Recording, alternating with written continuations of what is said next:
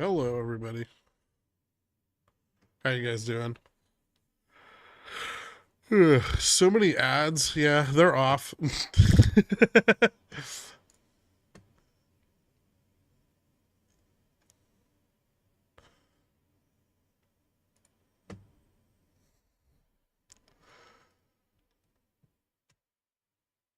What's up, ABN? Chill with the wine, waiting for today's convo. Nice. I guess you guys want to go over the meme shit first? What the fuck happened to that? Oh, okay.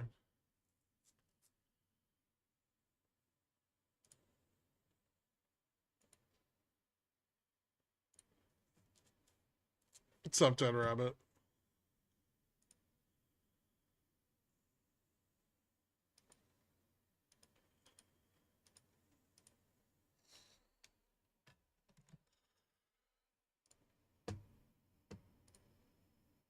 And I cannot find a single fucking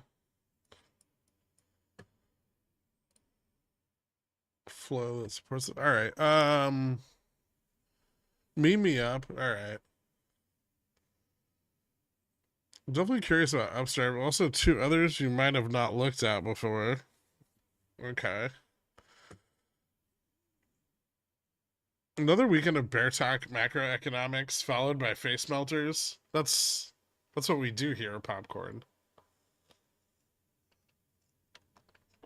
It's really good for taking profit on the face melters too, because you remember all the bearish things, but you trade the face melter, right?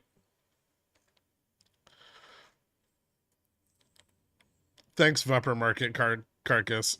Tell Chelsea I said thanks as well. Ebix and Kava. Massive share unlock post IPO. Ooh, I already sold my Kava. I'm down to short it. I don't know anything about Ebix. It's been a while since I joined. Is TUP just a short-term play, or one you'd consider for a buy and hold? I don't think I'd consider them for a buy and hold. They didn't even file their last earnings report.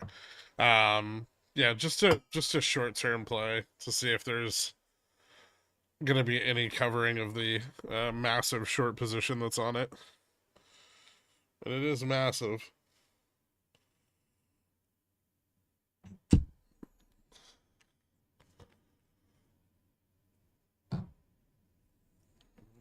Fading the top is hard because the top's never in.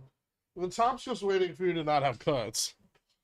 Once you're out of puts, the top will be in. In like a more official capacity, right?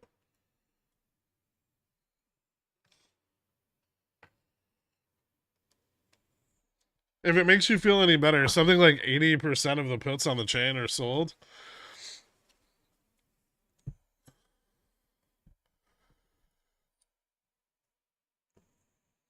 How long do you think the index can stay overbought like this? I mean, arguably a while, but hopefully not.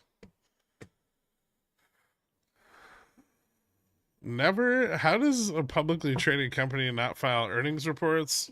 Don't they have to? They're supposed to. No, that does not make me feel good. I tried. All right, I guess we'll start with GME. So GME is going to have earnings this Wednesday after market close. I think they're trying to blow off the majority of the short positioning by this Wednesday. We've already seen more covering than we got in September, and we're kind of trending towards something more like June's covering period. So I would say that there's still a bit left to cover. XRT is about done, but IJH and IJJ really haven't seen the full extent of their covering yet.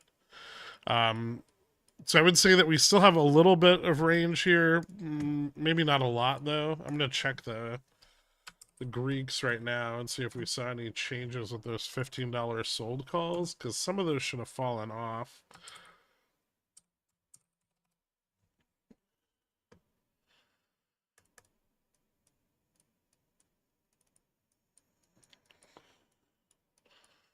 So we did see Gamma Max move up to 17.19. We got 2 down days. So Monday morning should be the T plus 2 from the final T plus 2 from the original gap up, which was on the 29th, right? So that would have been, wait, yeah, Wednesday. So not the T plus 2 from the first day we ran. Tuesday is over. That was Friday. And then we have T plus 2 from Wednesday is over tomorrow. So I would say that, let's see, with Gamma Max moving, we probably have like a max range of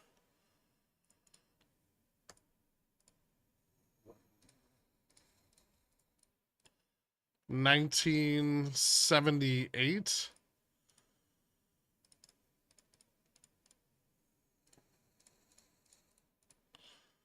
or 19 to 1978. So probably pretty close to our like long-term 2 sigma, and in this range.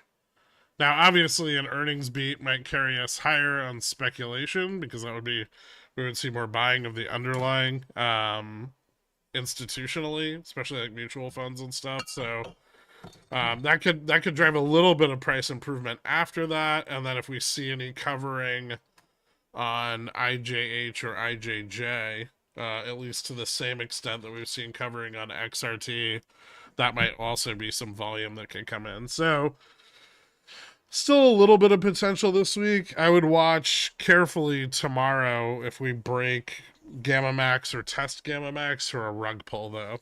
It's very likely that we could see heavy shorting into earnings or at earnings. So be a little careful with that. But I still think tomorrow might have like one more pop left in the tank.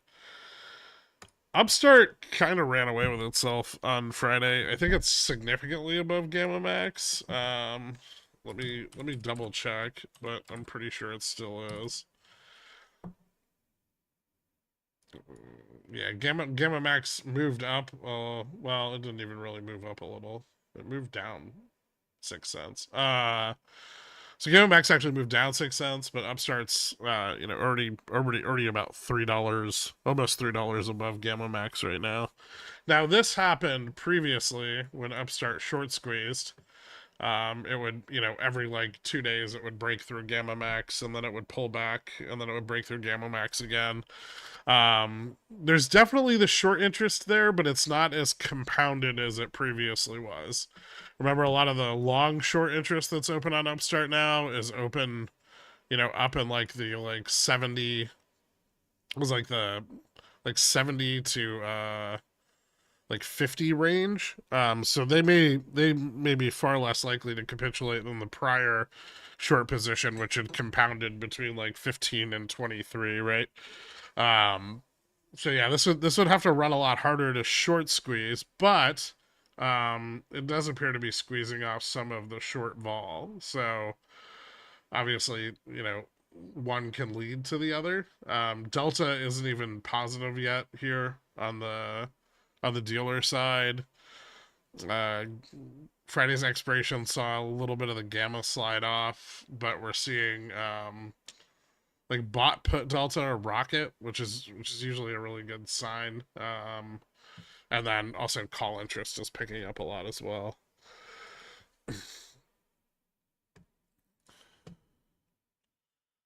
Thursday, Friday face melt move, and skew stayed straight flat gang. I really don't think we face melted Thursday, Friday, but I'll get to that later.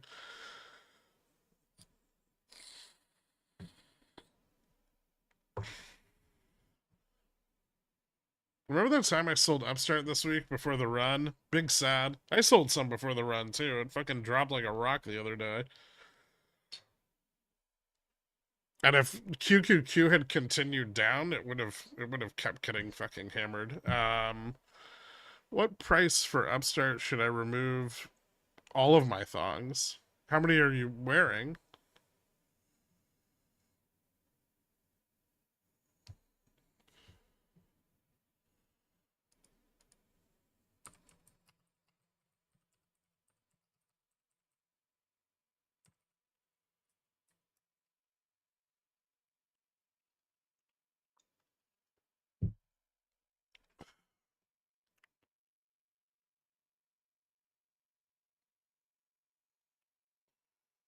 I want to feel better. I sold Upstart the first time before the Jan run up in pre-market.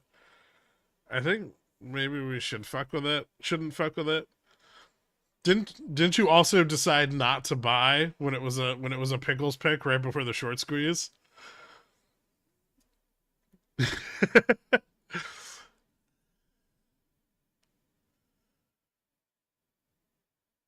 How do we calculate intrinsic value for an option? It's current stock price minus call option strike price.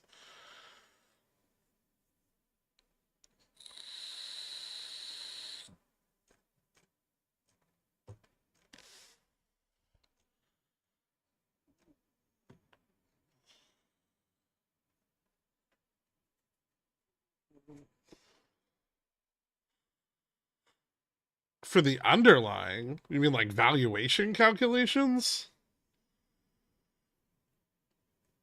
You could do discounted free cash flow. You could do EV EBITDA. I mean, it depends. There's 100 different ones. They all have their advantages and disadvantages. If you want, DM me. I can send you some to fuck around with. Gold miners could be a little undervalued if gold maintains these prices. It could be a good catch-up play, maybe.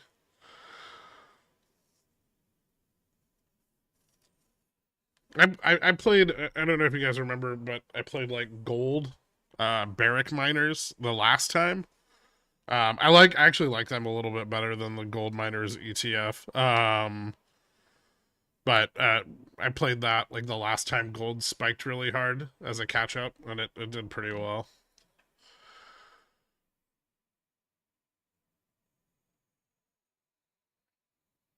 It's not a cold sore. I got burned by raclette, really badly. I should probably put something on it, like a band-aid.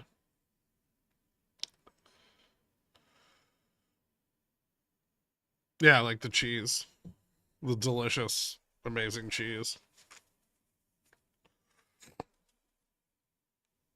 There was like a little tail hanging off the end of my fork, and it just seared my skin. Um, how's Apple looking? Looking to sell some more. Well, we're gonna go over. We're gonna go. Well, I guess we're done going over Upstart, but I'm gonna go over the rest of the memes, and then I'll start with the Mag 7. Um, so yeah, I think Upstart could continue running. Especially with the current, Fed like the Fed funds rate pulling back to like 4 cuts in 2024, which is ridiculous, but it adds to the bull narrative for Upstart.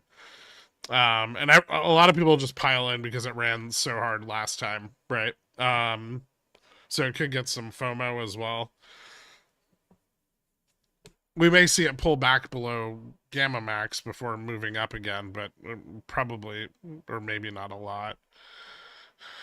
Um, but I will go over Apple Thunder. Fubo's kind of just staying under 350. It doesn't look particularly impressive. They still seem to be shorting it without any issues. There is some. I should probably note this for both Fubo and Top. So previously, I had shorted IWM a couple weeks ago because I thought the short squeeze setup was going to collapse, and it did, but it recovered. And now it's back in that same setup again with nearly the same amount of call interest and possibly even more short interest than it had the first time. If the shorts on IWM continue to get squeezed out, that's going to continue to pressure these stocks that are like super exposed to small and mid caps. Well, mostly small caps. Specifically, Upstart is an IWM. Fubo is an IWM. Top is an IWM. There's a couple other ones like Beyond is an IWM as well. So you get band-aids and Neosporin. Is Kenvue dead? No, it was doing okay. Did it fucking die on me again? I just got fucking assigned on those shitty CSPs I sold on it. No, it's still doing good. It bounced back. I mean, no shorts have covered anything, but it did bounce back.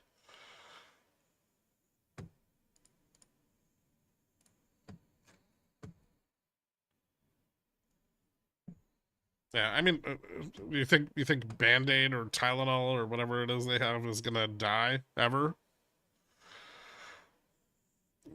Isn't this holding the patents now for like 5 different OTC medications?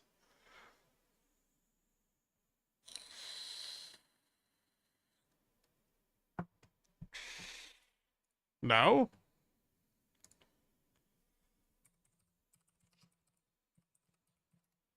it's way more than 5. Let's see, it's Tylenol, uh, Zyrtec, Benadryl, Zerabis, Sudafed, Rhinocort, Frenadol, Cordarol, Reactine, Tylenol, Motrin, Calpol, Nicorette, Imodium, Pepsid, Orsul, Motilium, Microlax, and Dactarin, Neutrogena, Aveeno, Clean and Clear, Lubriderm, Johnson's, Le Partit Marseille, three brands that I've never heard of, Exuviance, Rogaine, OGX, Jesus Christ, Aveeno Baby, Band-Aid, Stay Free, Carefree, OB, Neosporin, and Polysporin. Yeah, so I don't think Kenvue is ever going to go out of business. I'm pretty okay with owning in stock for a while.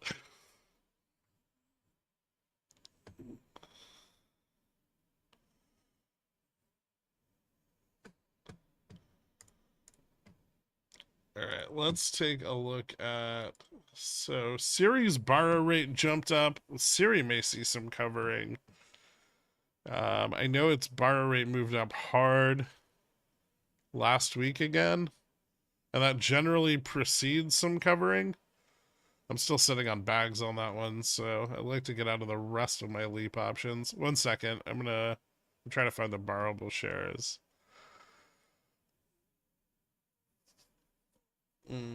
Actually, it dropped at the end of the week. Peaked at like 55%. So there might be a little pressure on it again. That's not the prime borrow rate, which we aren't calculating for Siri, but um,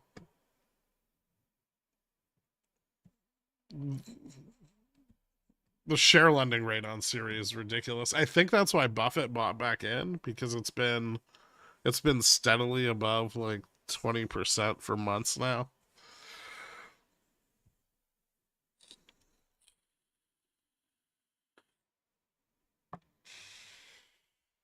I'm wearing one thong per RevRQ share. How many RevRQ shares did you have? It doesn't count if you sold them before they delisted.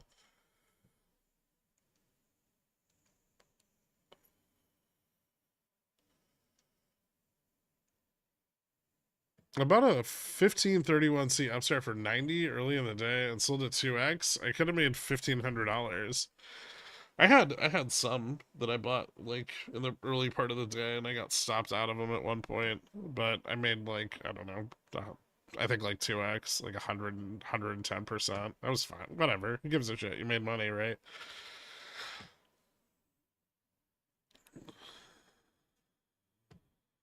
Yo, my bro, thanks for everything. Could you go deep into the Palantir options chain? I'd like to see exactly what helps you make the great calls you do. Thanks, baby. I could take a look at Palantir. First, I want to go over Tup. So, Tup is running out of liquidity, and they're kind of trying to shuffle it around while they cover the underlying. But eventually, that's going to stop working, right? And price will go up, and they'll have to cover faster. And you usually see some action like this in stocks like GME or Top that are moderately illiquid, right? Where they try to get as much covering done before they get the brunt of the covering done, and it generally precedes periods where you see large amounts of price improvement. Um, this netting will end though eventually, so I think I've got like a couple weeks on my temp calls I might want more than that, but I think it'll see some more covering. It's even more sold short now than it was you know, back here before it actually squeezed, right? So if you look at like the relative levels, um, it's short positions just continue to get bigger and bigger. Um, so if IWM continues squeezing up, that's gonna pressure covering here. You wanted me to look at Palantir. I mean, I have some sold calls out on it that I'm that I rolled out that I'm probably gonna have to buy back here if indexes keep moving higher. It's not much of a loss, but it's annoying. PLT, let's see. So gamma's actually, or gamma and delta are both still falling off on Palantir. However, it is a little bit. It's moved a little bit positive on charm, which may not be a good sign over the next week. Obviously, after the options fall off and, the market maker repositions tomorrow, we'll see where it's going. But I would say right now there's a slim chance, especially if indexes continue to move up, that it could move towards its gamma max again, and that's at about $24. We are seeing a slight uptick in put interest on it, but not enough yet. So I'd be looking for it to set a lower high into the early part of this week, and then if it doesn't, I'm just gonna roll out my positioning and wait a little longer. I think it's pretty close to a top, but some of the like IWM shit's getting squeezed. So and I'm pretty sure this falls into that category.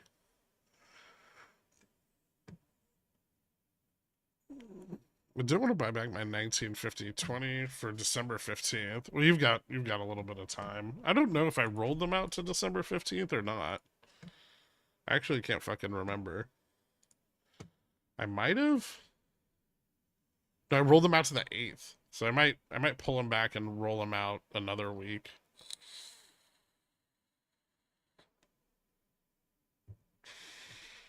Did you say that Discord that GN on SPX is moving up?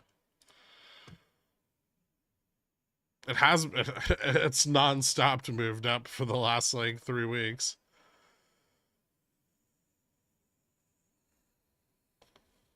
But yeah, it's still moving up.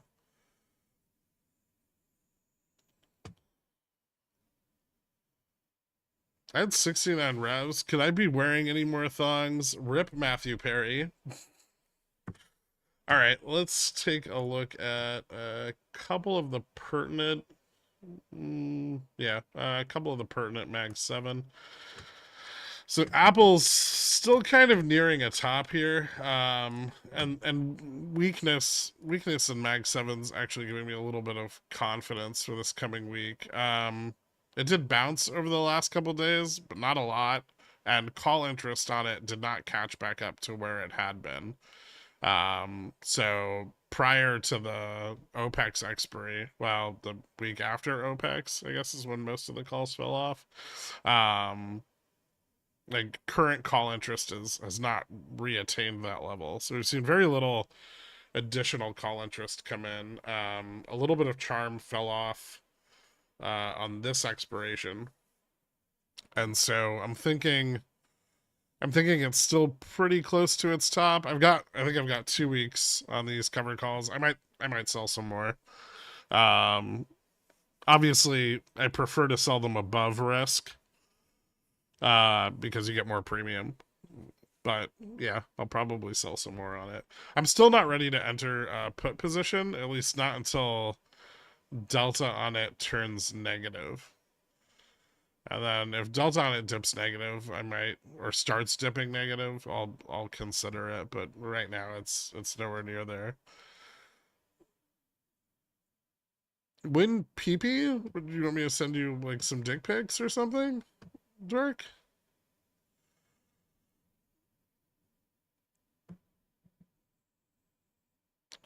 I bought them for I bought them for 0.25. That's a 50-50 chance I make money, which if you add your rugged handsomeness modifier, puts us at 67.33. Now, if we take my degen modifier and add it, it's gone. You sold them at 25 cents? On Palantir, I assume? That's, yeah, so that's 50% on risk, right? So your total risk is 25 cents per contract. Yeah, you can. I mean, you can keep rolling them out.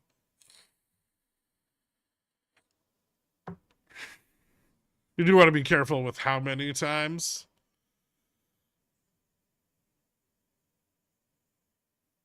If nothing happens by the BOJ decision, would you cut and wait to reposition March Pooties? I still think we're going to see an increase in volatility either way. So probably not, at least not in the Vega positioning. Um, Actually, I've already gotten a couple opportunities to like scalp Vega, even on like bounces to like the bounce to like 13, and the one day where we rocketed up to 14 for no reason. So probably not those, but other puts, I've just rolled them up. If I haven't been able to print on the straddle, I've either closed it or let it roll up, depending on our pre-market move. But I'm not carrying that much, like besides Vega exposure, I'm not carrying that much exposure on SPX right now. I've been kind of just adding to things that I think are a little bit more inevitable and waiting to get confirmation on SPX. Because we're so far from GN and DN right now that I don't think I need to worry about like getting into puts right away. There'll be plenty of time to buy them on the way down. I have an interview with the only company you'd accept a sponsorship from.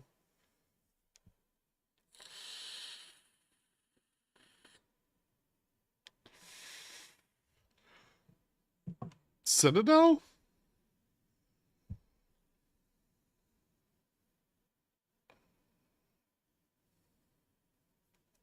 Rocket Mortgage? If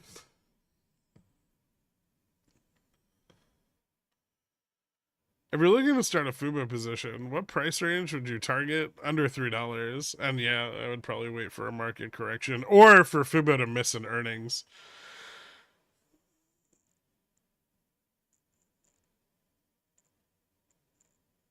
AMD? Okay. I would consider that as well. BlackRock or Trader Joe's? Carl's going to work at Trader Joe's. He quit his CFO position to become a Trader Joe's manager. What if I want to top tick the downs? Well, then keep buying puts that you get burned on.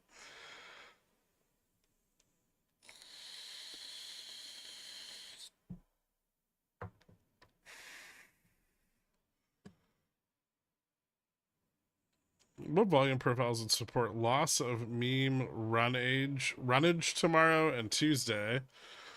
I mean, you don't want to see particularly low opening volume on them. That could be a bad sign. I mean, we'd be looking for pre-market liquidity more than we'd be looking at the volume profile. But yeah, let's see how much expansion we see in pre-market liquidity going into tomorrow morning, because that'll be somewhat of a tell. There should be more, right? They've been covering them all for a few days now, so there should be more available liquidity. Except for Top's running out of liquidity, but they haven't covered anything there.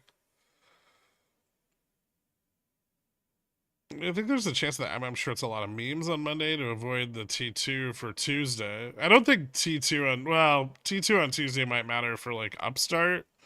I don't think it'll matter a lot for GME. GME had 2 high volume days, and then the second of which its T+2 period is over tomorrow. So it's possible.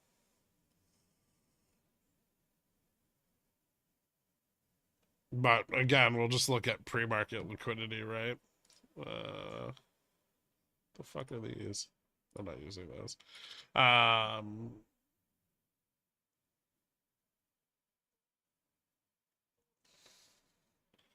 Amazon's looking a little bit worse. I actually think most of the Mag 7 aren't looking that hot, but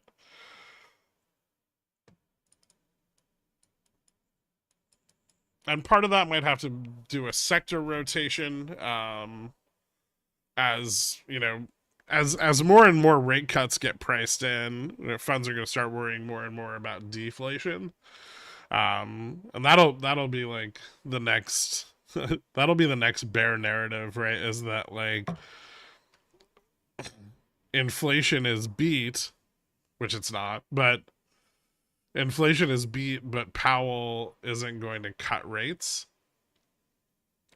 And so if the dot plot doesn't have to be bearish. Like they don't have to raise rates now because of the narrative that bulls have chosen to overhype.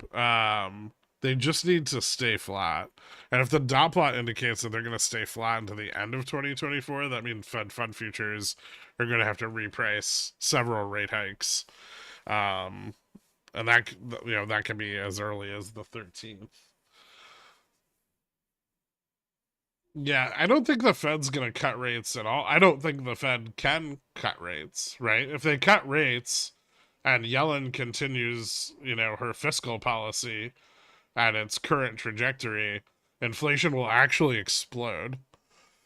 So I'm sure the Fed is well aware of that, and I doubt they have any intention to cut rates.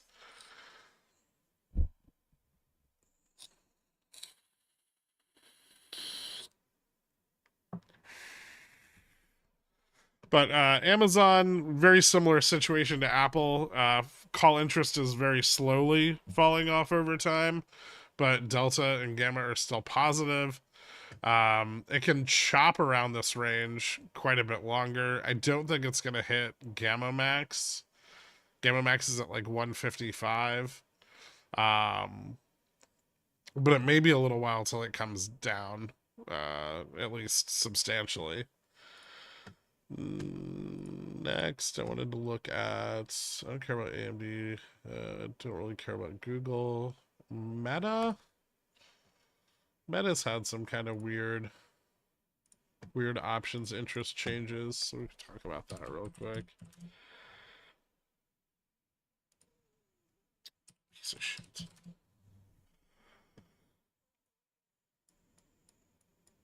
So I think my chart for Meta here got deleted, but I don't have my support and resistances. There's a big resistance on it at like 316, and then also up here at 326, 326, 27. It fell through this. I mean, this looks very distributive over the last couple of weeks. If we continue to see call interest fall off, which we have done, call interest has been also slowly declining here, but still no put interest picking up.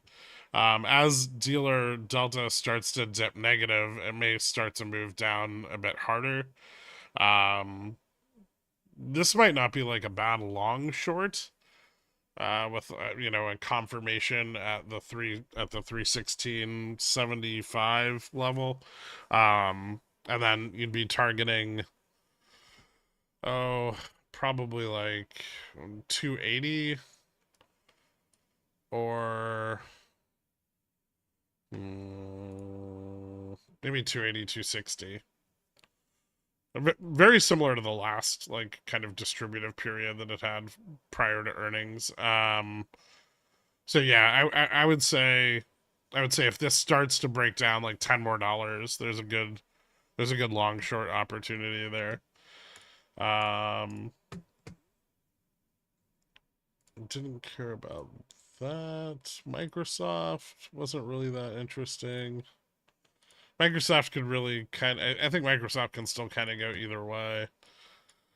Let me double check it though.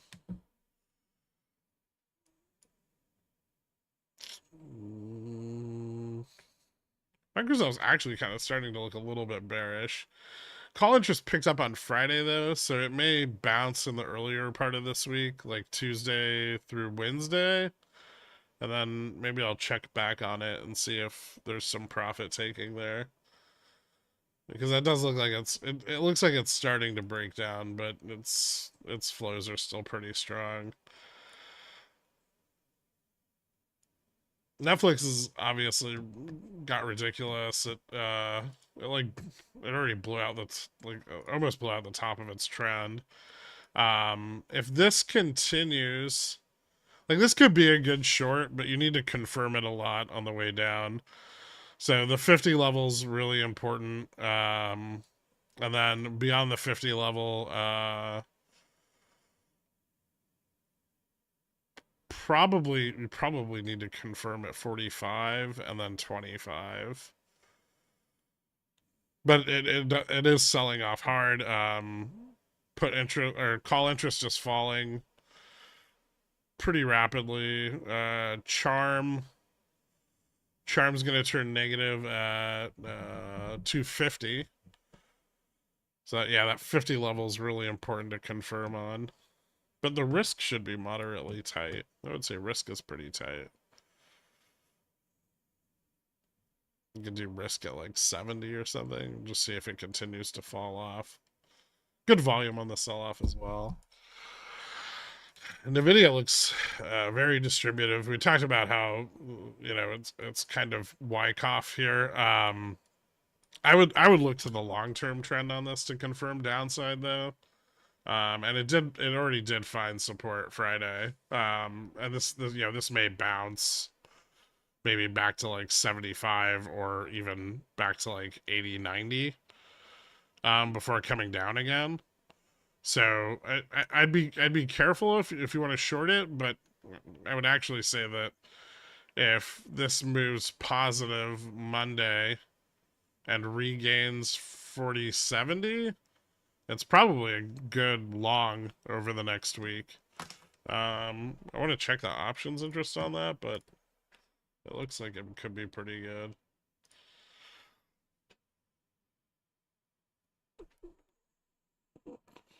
Especially if it starts squeezing out short calls at 70 and 75.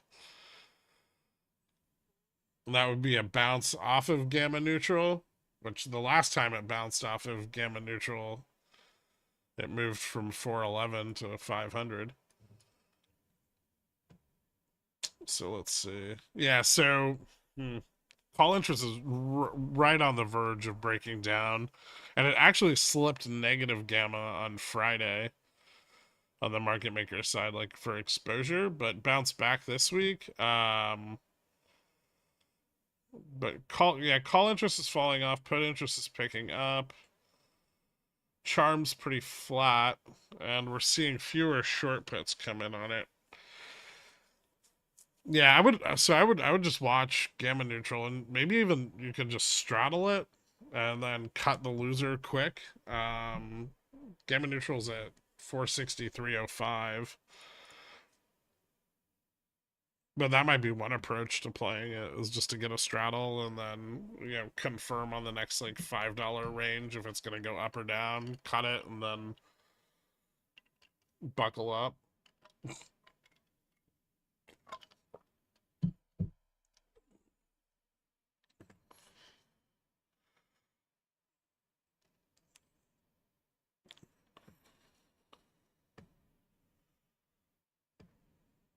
I think that's about it for the Mag 7. I guess we can look at Tesla. I still don't want to short Tesla until it falls under like 230.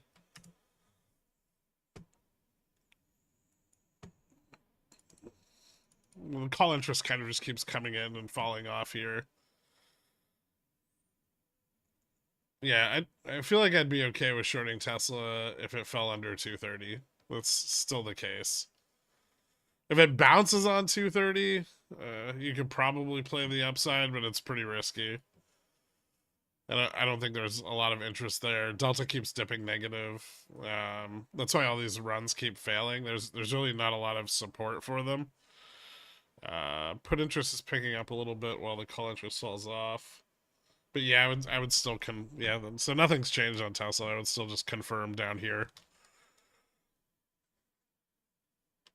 And if I zoom out a little, I guess you can see that price range a little better. So I think if Tesla does ultimately fail the 230 level, it could probably fall to like 217.50, maybe lower, but that would be the range that I would target, like that, like almost $15 range. Obviously, on any downtrend above 30, you could short into 30, but you risk it turning around overnight, which Tesla loves to do. Later, Thunder.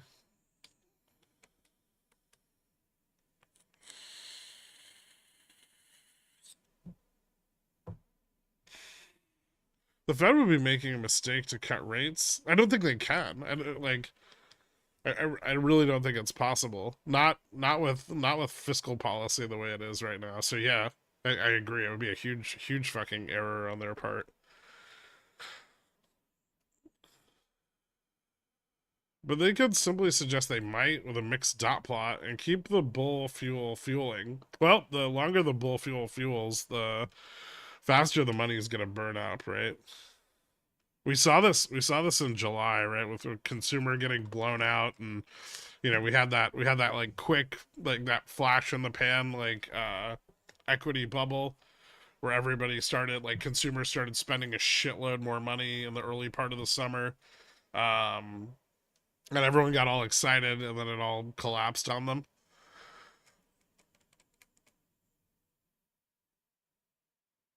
Remember, if dollar valuation goes up, that's going to drive oil again, and it's going to drive vol.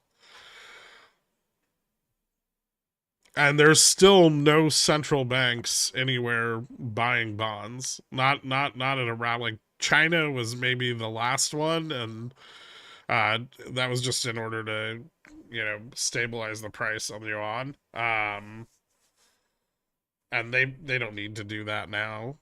It's at like 7.12 to the dollar, so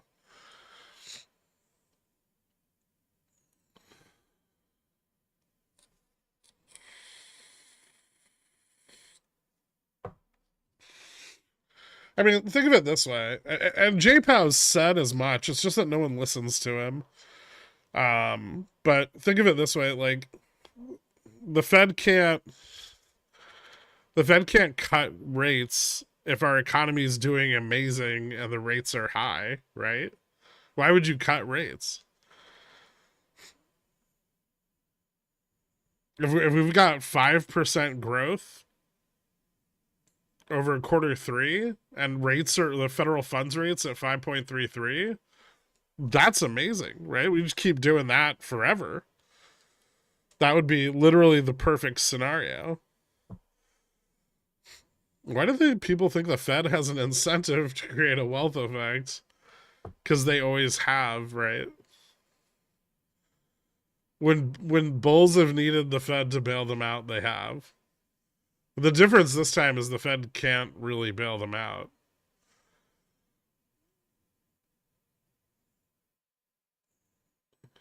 To prevent deflation, duh. That's what we want. We want deflation.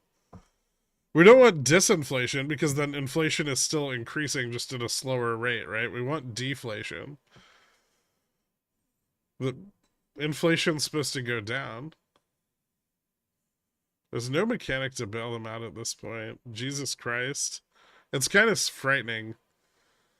Like, we talked about this earlier in the year. There was, like, always the possibility that, like, the Fed really just never did enough. And eventually, and JFresh was on this pretty early, but eventually, the Treasury would start printing so much money that the interest payment on that money itself would become inflationary. And we've reached that point, right? And RRP is almost depleted. And I'll talk about that more when JFresh and Dora hop on, but that's dropping at a rate far faster than I think anyone expected. And that was JPow's hedge against a credit crisis, right? Was all that money tied up in RRP.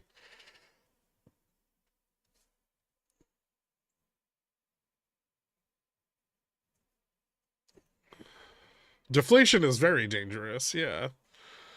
But you need some of it, right? The biggest problem with the Fed is they're very, again, and they've said this themselves. Their tools are really blunt, and it's very hard for them to successfully nail a soft landing, right? Because they always kind of have to overdo it a little to get the effect they want, and by the time they start to see the effect they want, they've done too much. And that dual mandate's kind of at odds with itself because of that, right?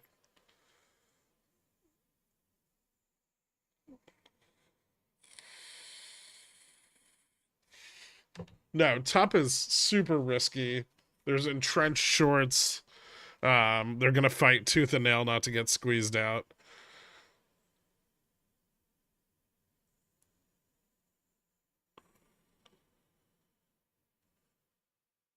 So does this end in war with Iran to keep from having quarterly misses? I don't know if that'd be good enough. We might need something bigger. I see some deflation, not a lot. Yeah, yeah. We want deflation to carry us back to 2%, right? To inflation at 2%. Um, and nobody ever looks at the CPI index, but that hasn't gone down at all. Right? It's constantly moving up.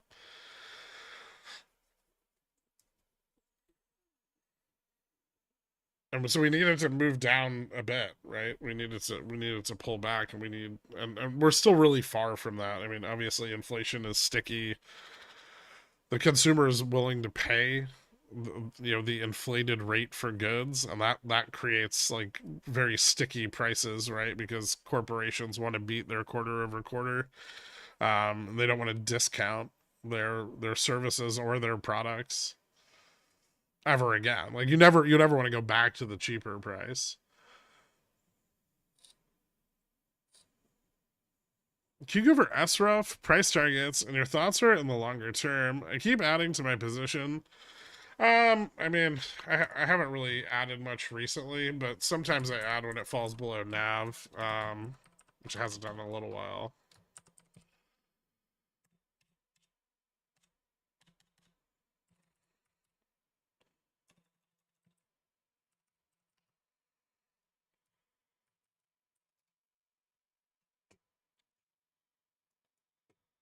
I don't see any reason for it to stop going up in the near term. There's no new uranium mining coming online, and there probably won't be for a couple of years. I mean, at some point here, I would probably stop adding to it, but its price improvement is reflexive with the price improvement on spot uranium, right? So SRF's value goes up. They take money, they go buy uranium at spot, which drives the value of spot up, and then SRF goes up, right? And then that just keeps happening over and over again. Um, the reason for this play initially was that there wasn't enough uranium supply, and then with the war in Ukraine, and that presents issues with getting it presents issues with getting uranium out of Kazakhstan. So that kind of had an effect on supply as well. Then I think there was some issues with mining in Kazakhstan, and they had to shut down production by about 60%. And that was in the earlier part of this year. So that's, over the next 3 to 5 years, I think the price of uranium is going to go up significantly, especially if, China continues to pursue a rollout of, I think, 50 nuclear power stations that they have planned over the next like 10 to 15 years. I know Japan's moving to reopen some of their nuclear power stations. The US plans to roll out like 12 more. EU has plans to roll out more. So, and all of that's creating demand on an extremely finite supply of uranium. And the mines take a very long time to get up and running.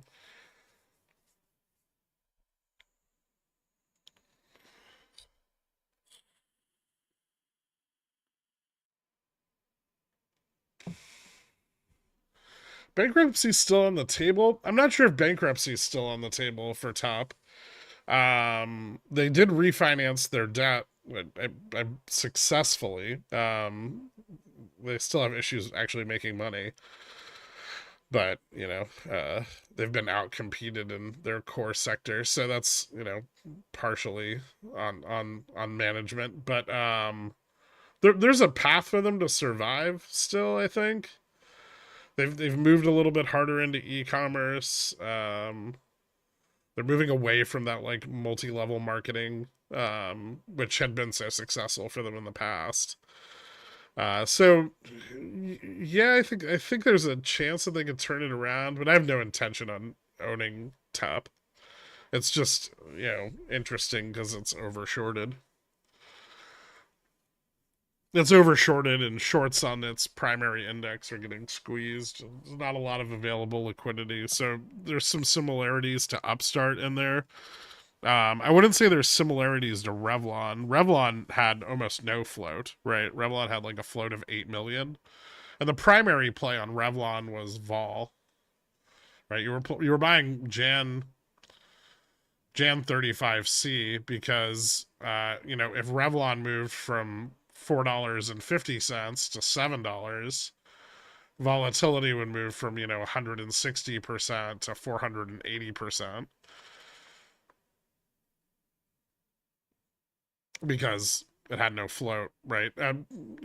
Top has a float of like 30 million. Its vol gets kind of crazy, but not nearly as crazy as Revlon. And Revlon was in fact going out of business. They'd already filed bankruptcy by the time they started squeezing out shorts, right? It was the fact that nobody thought they were going to go bankrupt because they got money to pay it, like they got a loan to pay off their debt. And so instead of the company failing, there was a very good chance that the company would pull back to OTC for a couple years and then move back onto the index. Unfortunately, the debtors took the company private, which sucked. But obviously, shorts could not have accounted for that, so shorts had to get out.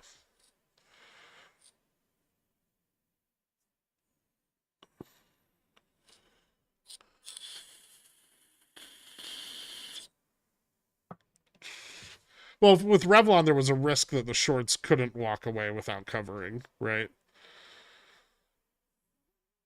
So Revlon got that big fat loan, and after that, yeah, there was a chance that they could, they were still making money. Like Revlon's revenues weren't bad.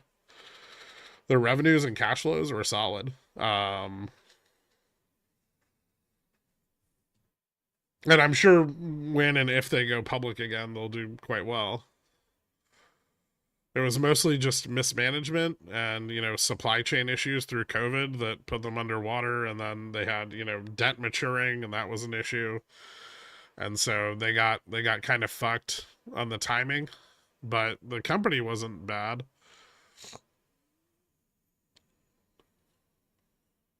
That's what was so interesting about it, right? That's why it was so compelling. But it was actually, yeah, it was actually, and it sucks too because had equity shareholders not been stripped of their equity, and had management fought back a little more for the shareholders, everyone might still have shares of Revlon, right? Now with rebalanced debt and a plan, but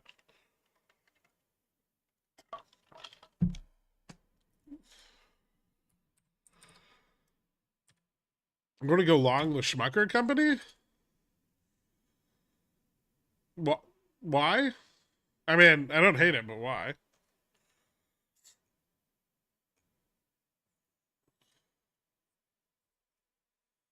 Poor people are going to always need peanut butter and jellies.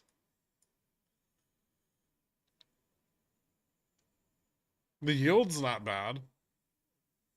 Although maybe they should cut it and deal with some of their debt. What I'm going to be really interested in over the next 2 to 3 years is companies that are cutting their dividends, like big like dividend kings who've issued the same dividend for 25 years and constantly increased it. If any of those companies start cutting dividends, I'm gonna be all about them. I would love for fucking AT&T to cut their dividend. Get that debt paid off in like 5 years. with with billions a quarter in free cash flow, the valuations would skyrocket.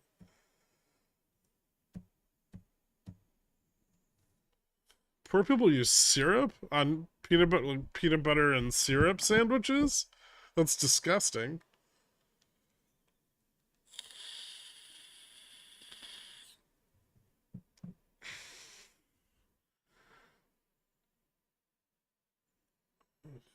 Short comment at the end of the lockup period for insiders. It just seems overvalued. Yeah, somebody else brought that up before. We can check it out. I bought the IPO to fuck with GAF, and then it rocketed, so I fucking sold it. Um, there's probably some argument that a lot of that share lockup's been priced in, but insiders may not sell at these levels, right? You might get some selling, but you might not get enough. And they're a pretty successful business. I wouldn't. I don't know if I like the idea of shorting it. You could try. Maybe like debit spreads, like a little less exposure kind of thing.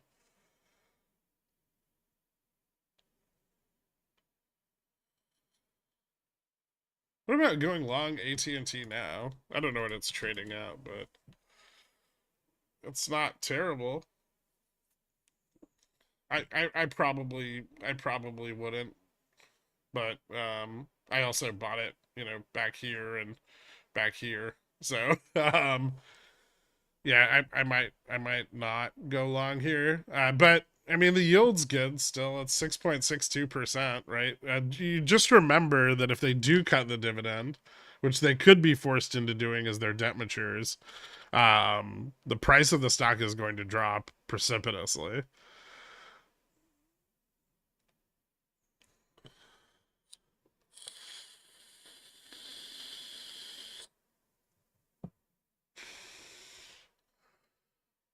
And they aren't that bad of a business, but like 20-25 a share is still overvalued.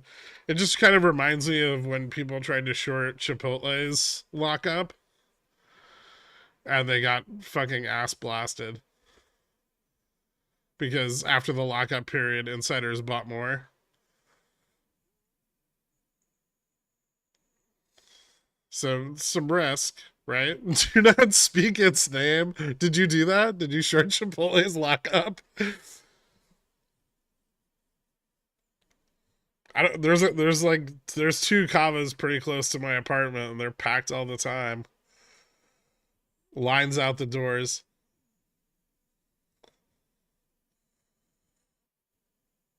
And also, shorting fast casual food into a recession, probably not the best idea. I don't want to talk about it. Apparently, they are a healthy alternative. I mean, there should be a. I don't know what it is for Kava, but there should be a fixed date on which insiders are allowed to sell, and once that date is, or like pre-IPO owners are allowed to sell, and once that date's up, they can just sell.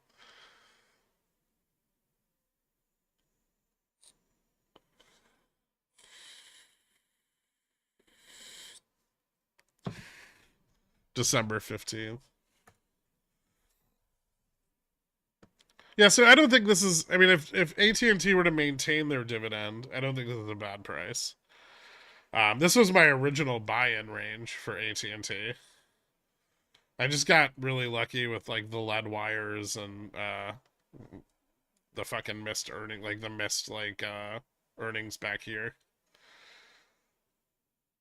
So my intention originally was to buy AT&T kind of 16 to 17.50, and I just ended up getting really good deals on it because management missed their fucking goals really hard on this earnings and like blew up $1 billion. And then here is where they started to see like the lead information line, or the lead copper line, yeah, copper line, um, like lawsuit potential, and that's when like Verizon tanked also.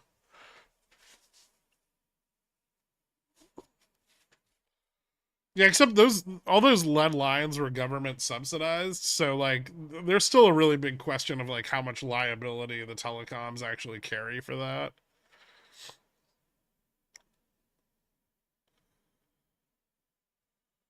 But the other thing about these is these companies just aren't going under, right? Like they're massive utilities, they have huge monopolies. Their moats are guaranteed by law, right? And so unless you have like a failure in the economy, and they yield like AT&T and Verizon both yield better than any of the current treasury rates. So that's why I bought it.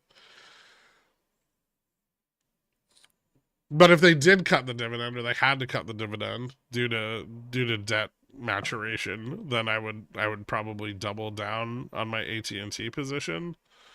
I don't know about I might add to Verizon too, but I don't think they'll cut their dividend.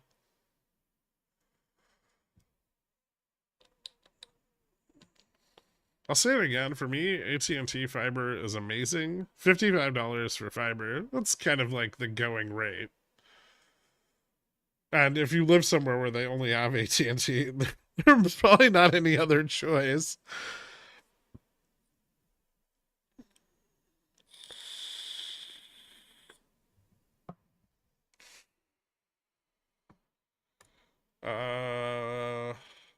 What do you want me to like? Cart? I'll just buy TMV before FOMC.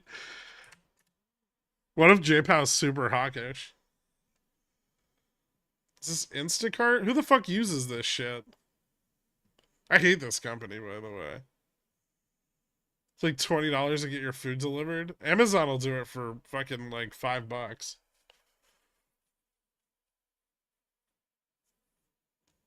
And they fuck your order up almost every time.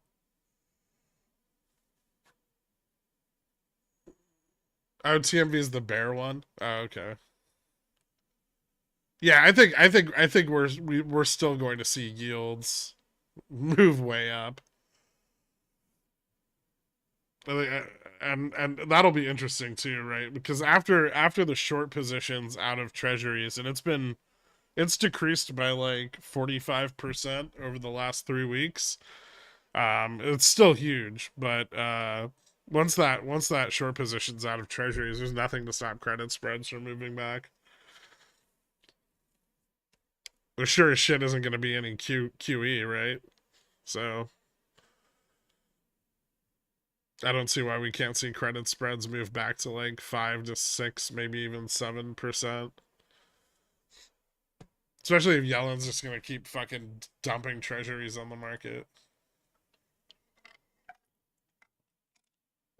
Watch halfway through the fucking quarter, Yellen's going to change her. She's going to change her rollout and start selling more duration.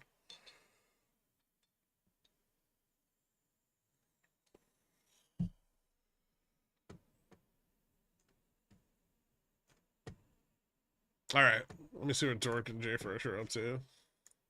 What's up, nerds? The starting point at like 2017 or even like loud. 2020. Hey, I can, yeah, but those lines. Are everyone can hear you. Hey, what's up? Are you guys talking? I don't know if you guys were talking about anything sexual, so I just wanted to let you know that you were live. We're just theory crafting some economic stuff, doing some method things. Okay, the usual. Yeah, just try to make sure our because J Fresh is bringing up some decent points, but we haven't figured it. We haven't gotten far enough to. It's too half baked to drop it on the great unwashed. Yeah, exactly. Right. What's everyone interested? I wasn't able to. I was putting my son down for a nap, so I missed what you guys were talking about on the stream.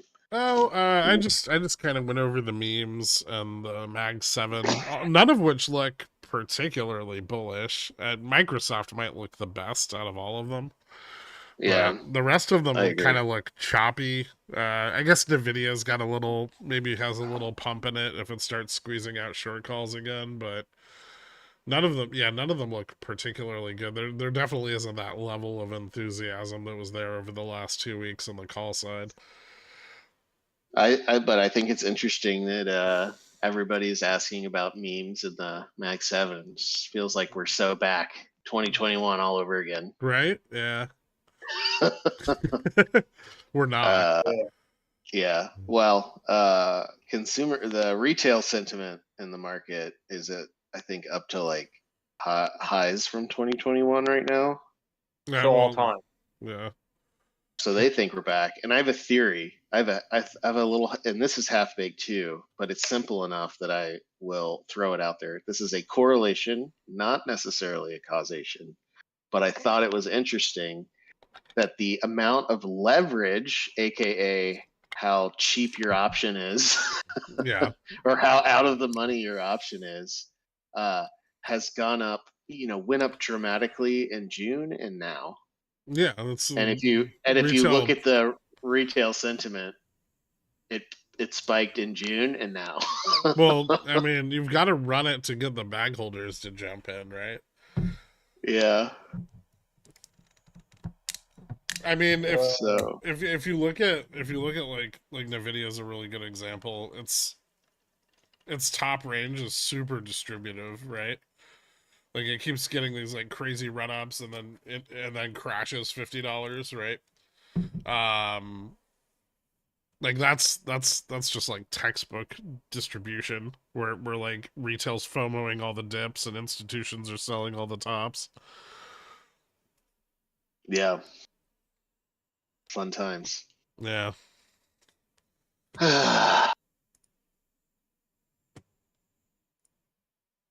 All right. So are we going to talk about your hot tub? Do we want to just kind of sit here in silence and enjoy each other's company? Just be silent. Okay.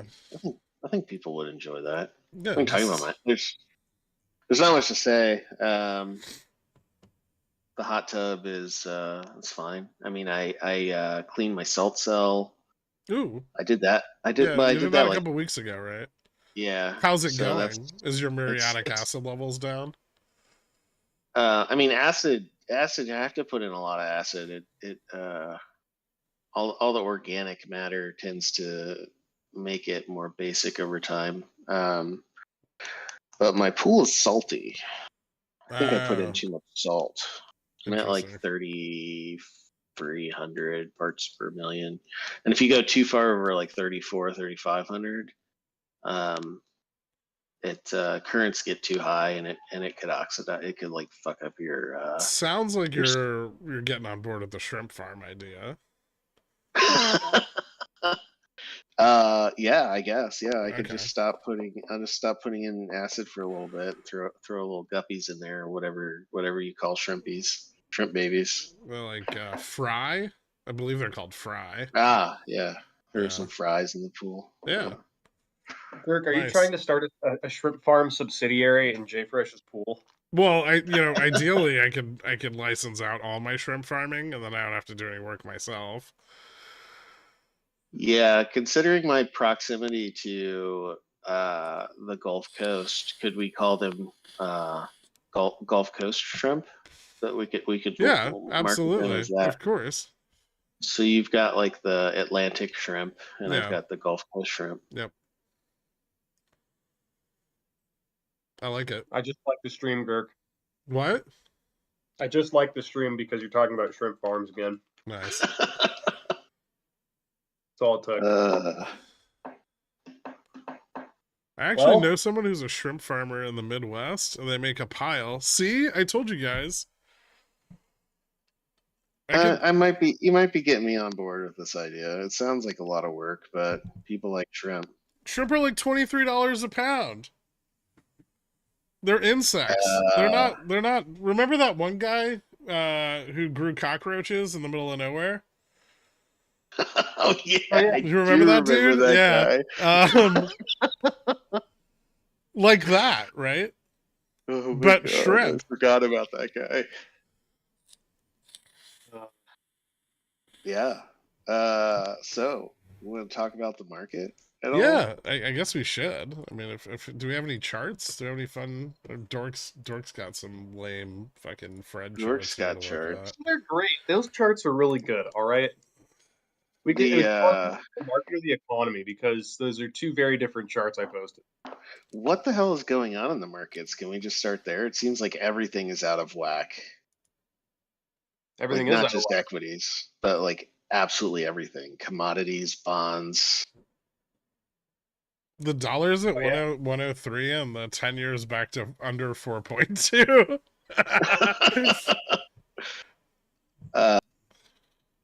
Yeah, like that's a great example. Like just nothing makes sense. Gold's up, crypto's up. Here's the thing, another thing. I mean, everything is up, everything, right? And like in a world where money is constant, everything can't be up. You got to take money out of one thing to put it into something else. I guess the dollar's down, but could that explain it all? I don't think so. The dollar's not down much. I know it doesn't seem like it's down enough to be No. that impactful. I think leverage went up. Well, yeah, I do too. I was just saying it in a very leading way, right? Sorry, I can't No, catch that's your subtle insinuations. well. I think Yields I aren't first even back to where they were in August yet. I wanted people to appreciate the absurdity of the situation before I said something as mundane as I think people are leveraging more.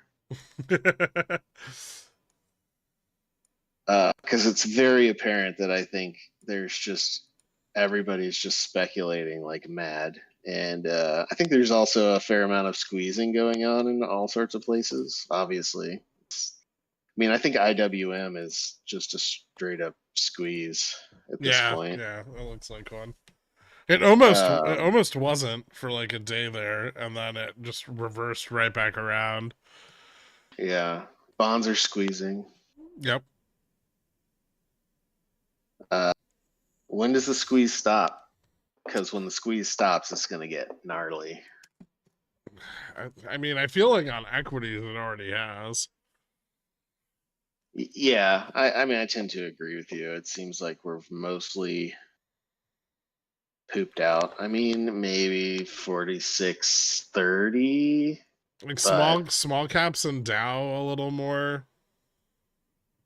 But yeah, I agree. 46.30 might be near the top. If we even get over 46.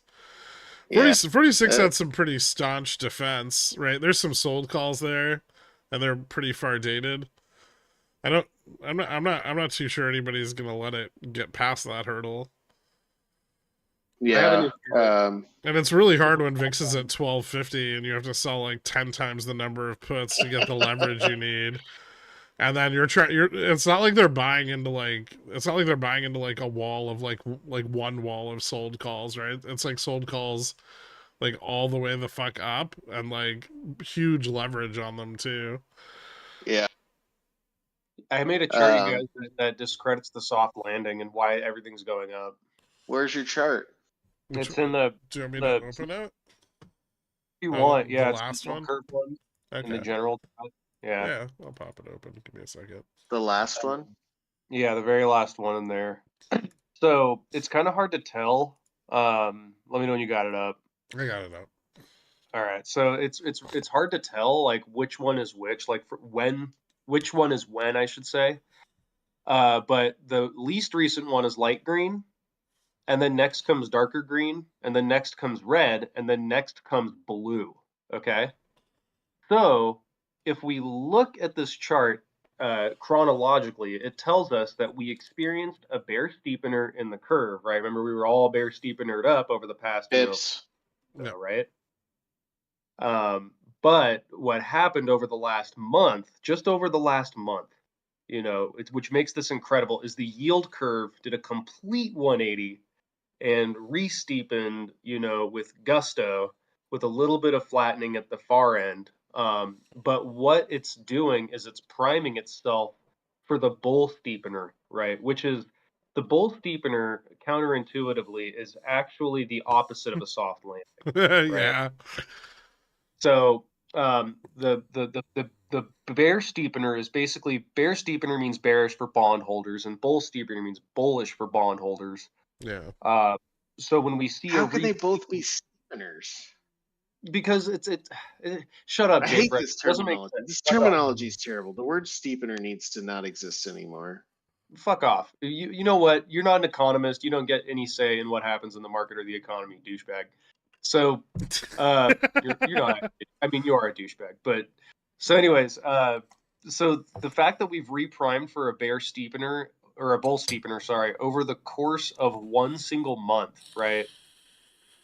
What This does a tells what does a bull steepener look like? So I guess what I'm getting at is I'm legitimately not quite capturing what you're even talking about. so you know what a regular yield curve looks like a slope up, right? Like just like a U kind Yeah. of slope, right? So it's how that happens, right? That's really the describe like the renormalization of the yield curve, right? Because when it's steep is when it's going up, right? And so steepness being negative like it is now doesn't mean that becoming less negative means it's, So you know, okay, so you're saying a bear steepener is the long end comes up, yes, and a bull steepener is the short end goes down. correct. Okay. So we saw the bear steepener happening, which ironically enough was actually pointing towards a landing, right? Like actually a landing. Yeah. Okay. But now that we've re-inverted back to, you know, even worse than we were, you know, in terms of the middle part of the curve, the belly, as they say, over the course of a month, means that the bond market is very strongly expecting a bull steepener, right? Yeah. And you know, and the overall, if you do the area under the curve between November and now, there's a lot of money that went into long bonds, right? Whether that's short covering or buying bonds or both, you know, what have you, those bonds all increase significantly in value, which means that margins on those on long bond holdings went up significantly, and that's why everything's going up. It has less to do with the dollar changing as it does the value of your dollar collateral changing, Yeah. right? Um, Yeah, so I would agree with that. so the interesting thing though is you know, real rates, right? So, yeah, real rates, right, are fairly restrictive right now. I think they're at like what 2%, 2.5%. Yeah. 2.1. 2.1. Okay, yeah. So real rates are restrictive right now, and us going into a bull steepener sort of position sort of implies to me that the market expects the Fed to cut, right? And everyone's Yeah. saying that they're going to cut, right? But you know we have to so if GDP, right, if GDP continues its current trajectory, Which is like there's this. yeah, Yeah, if GDP 8.9% nominal. right, so if GDP continues its current growth rate, the idea of rates being cut is going to be completely kiboshed, right? So I think that the long-term expectation of the market that no one's talking about is that GDP is going to stagnate, and it's going to do so in a big enough way that it's going to force the Fed's hand, right? That's really the final, you know, in terms of like, there's obviously the CPI, right? But CPI is, you know, a function, CPI and GDP are very closely related. So the only way you can really get CPI back down to 2% is to reduce your GDP growth or increase your productivity, right? As Jay Fresh has brought up. So our Q4 GDP estimate is 1.2%. From where? Is that the That's GDP consensus now. or is that GDP now? GDP GDP now's now. down? Yep. It was in the twos before. Yeah, it was. It moved up into the twos after the beginning of November. Now it's down to 1.2 as of December 1st. Right. So Yeah, let's see what's dropping. Consumer spending is what's been dropping. Yeah. And residential investment. So basically, the entire market right now thinks the Fed's going to cut in the next year. How right? can that be? Consumer spending isn't dropping, is it? It's slowing, but it's not The dropping. last report was kind of lower. Wages and spending were lower.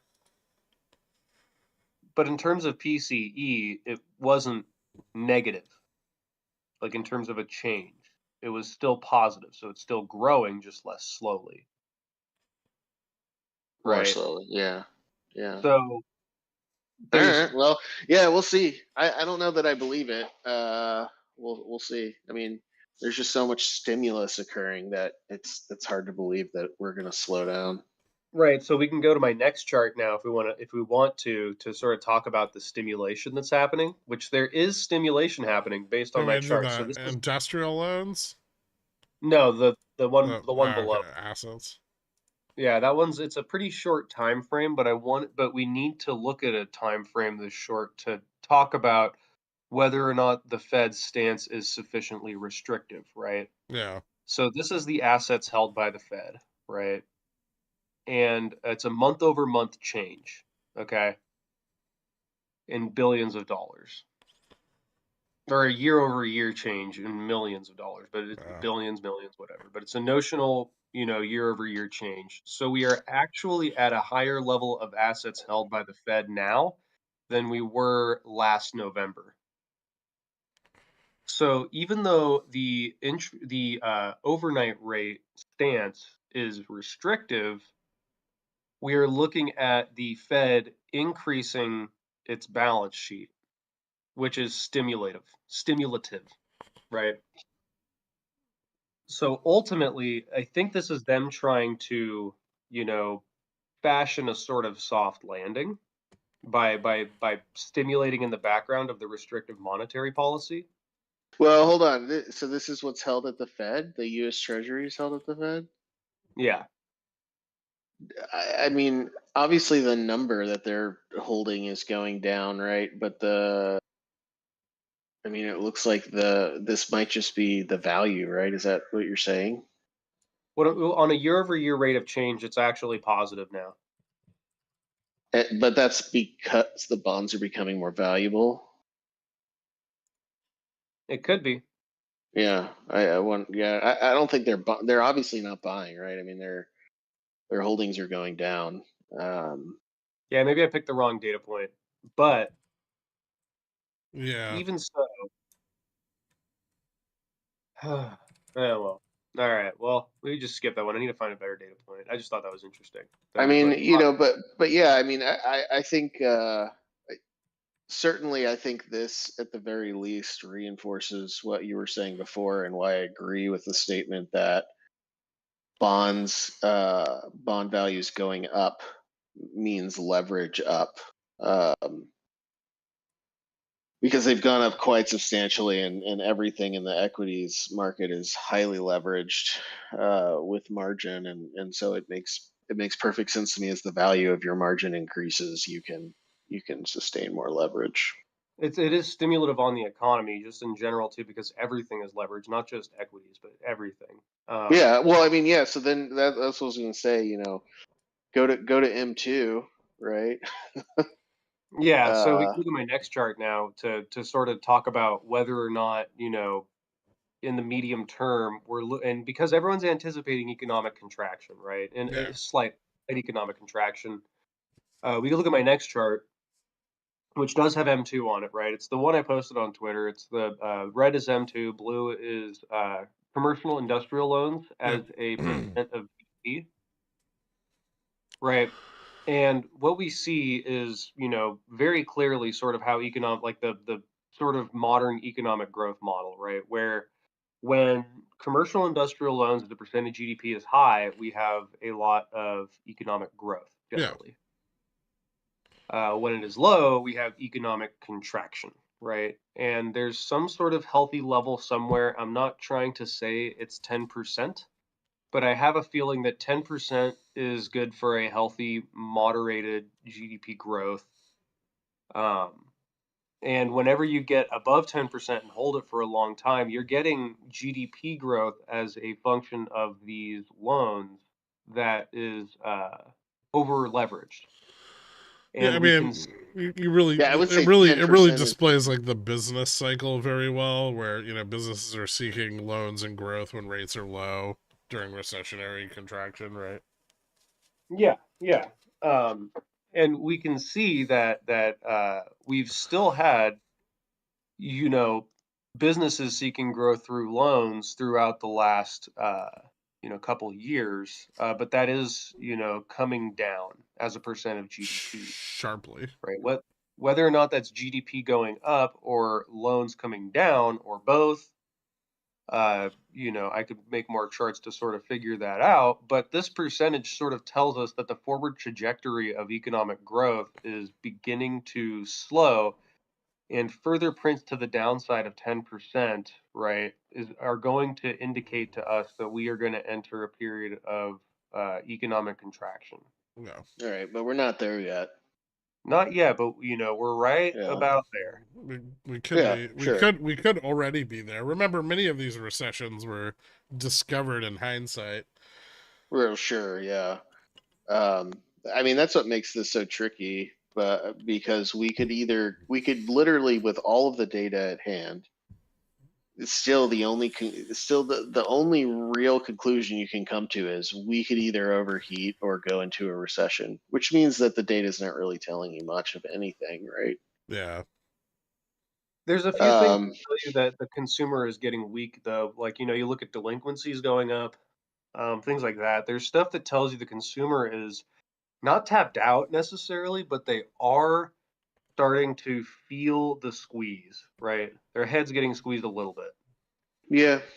That's why I was I, kind of focused on small businesses, because they're the ones that are going to feel they're going to feel contraction first, right? They're not, they're not cash rich.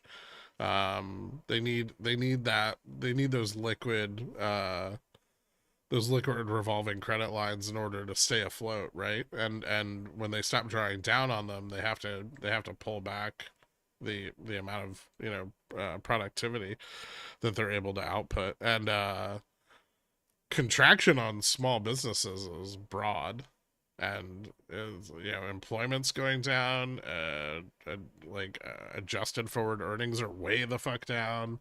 um Small businesses are getting hit hard, and there's a trickle up effect there that could already be happening, right? And don't forget, they also employ like 46.7% of all Americans. So, and there's employment there that goes largely unreported too, right? So there could already be far greater unemployment than what we're seeing in the unemployment reports.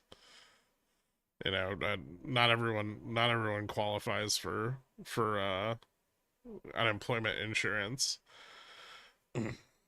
yeah, I mean, I think that's fair. So seeing like the sharp decreases in consumer spending that we're seeing is really indicative of unemployment going up somewhere, right? Because otherwise, why would people stop spending money? It's not because prices have changed a lot, right? Like, well, they haven't, right? Prices have just been high, but they haven't really yeah, they haven't fluctuated greatly. So, yeah, and if anything, there are some, durables that are cheaper, and like consumer non-durables are definitely a little bit cheaper. So the fact that essential food items have actually lowered in price slightly and people are still spending less is really concerning. yeah. No, I mean, I think that is something that is definitely worth watching. I think I don't think that we're quite there yet in terms of like systemic issues. I'm thinking more on the macro side. That I mean, I don't think that the Fed is tightening at all. I don't think the Fed's doing anything. I think Well, the Fed, here's the thing: the Fed's not tightening banks, right? But banks are tightening the consumer. they. Well, yeah, and corporate loans. I M mean, M2's those up loans from are. March from. I mean, M2's basically. I mean, yeah, it's showing like this dip here, and then it flattens out at the negative. But if you go and look at like a shorter time frame between data points and don't do like year over year, I mean, it's basically for the last 6 months been flat.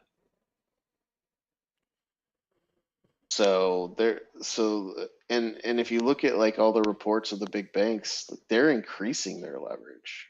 No, they're increasing their loan book, right?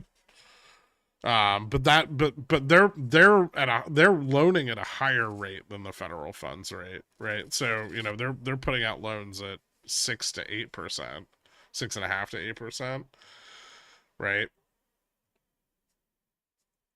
So And the mortgage, that's tightening. Like that's a degree of tightening that is being felt by small businesses, by small caps, mid caps, right? You look at Russell 2000, half of the index has negative forward projected earnings.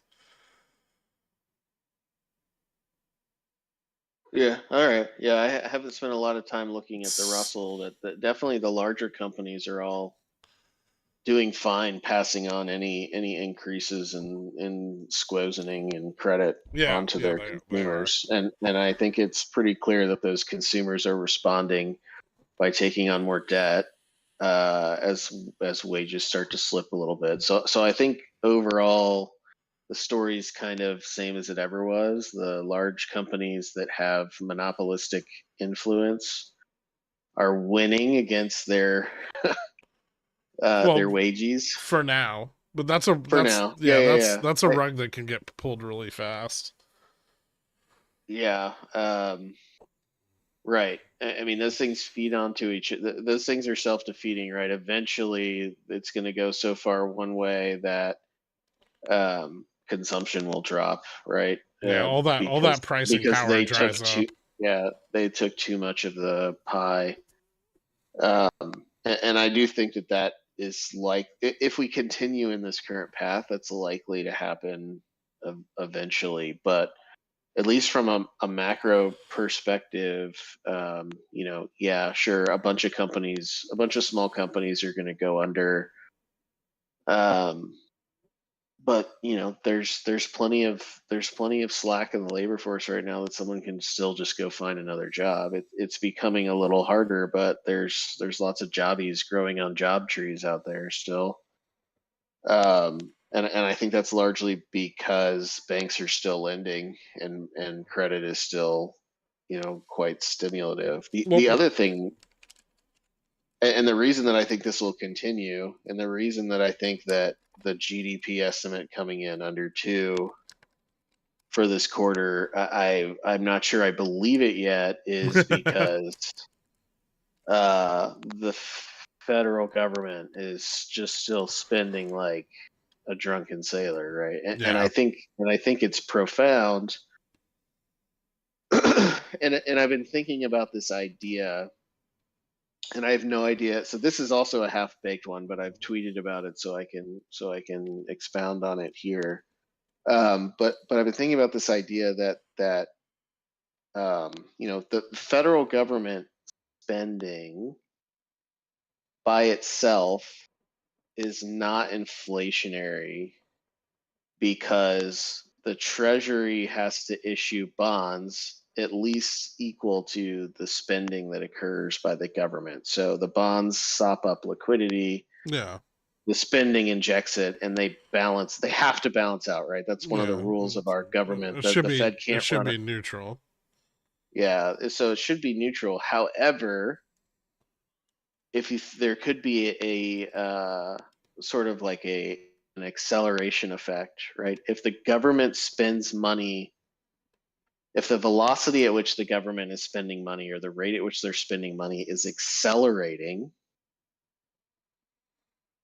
then there still will be an inflationary boost from that effect because the supply side will always lag that acceleration, right? So let's say, I mean, let's have a simple example. Let's say you have, let's just say it's a sandwich shop, and they have 100 customers a day, right? Yeah. And they've got capacity for 100 customers a day, and then all of a sudden, right? So then all of a sudden they have, right, like overnight they have 110 customers a day, right? It will take them time to hire new people, to, you know, buy more tables, possibly even move to a bigger space or open a new location, right, to handle that surge. And so instead, what they will do is likely just raise their prices to meet that demand until I see you read that paper I sent you.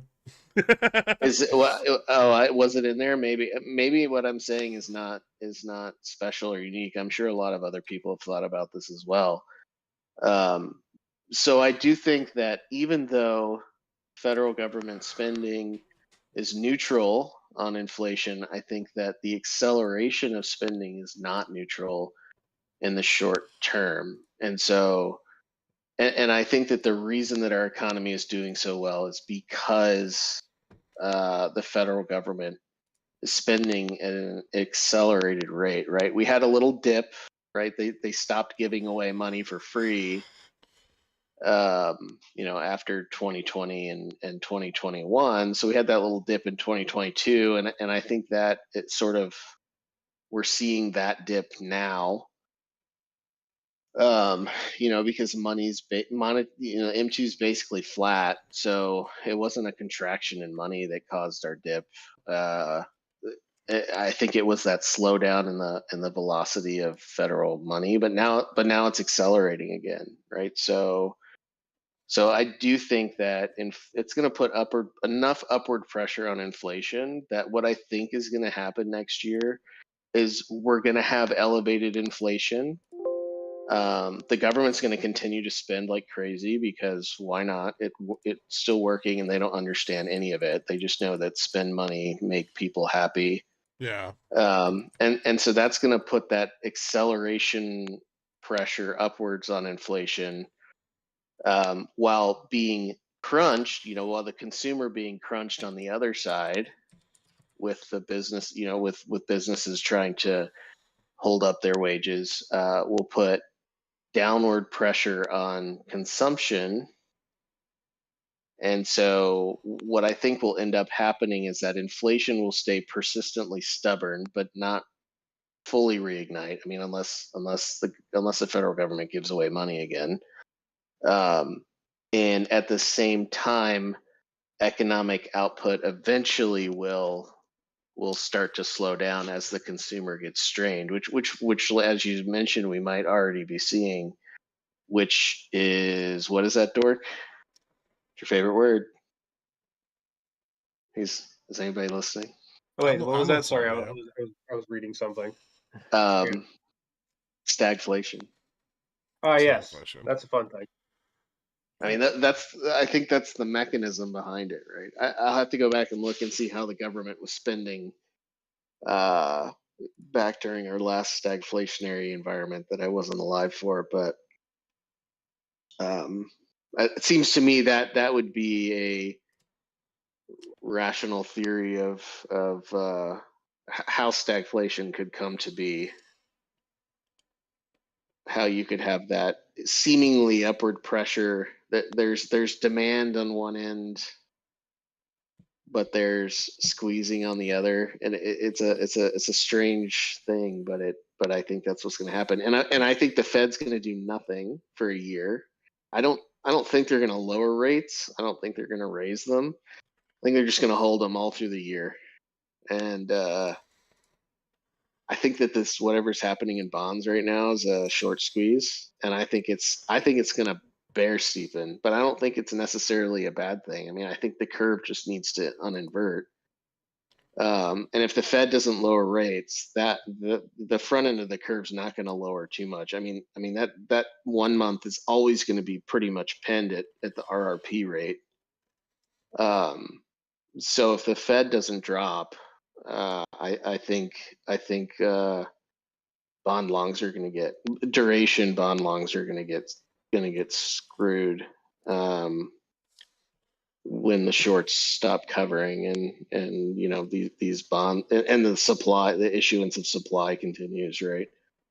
So I have I have a I have a similar outlook to you. I by the way, I just sent you that paper again. I think you might have. I sent it to you on Twitter, but Oh it's called God, then I definitely didn't see it. Expectations I don't. and the Neutrality of Interest Rates. It's by this economist John Cochrane.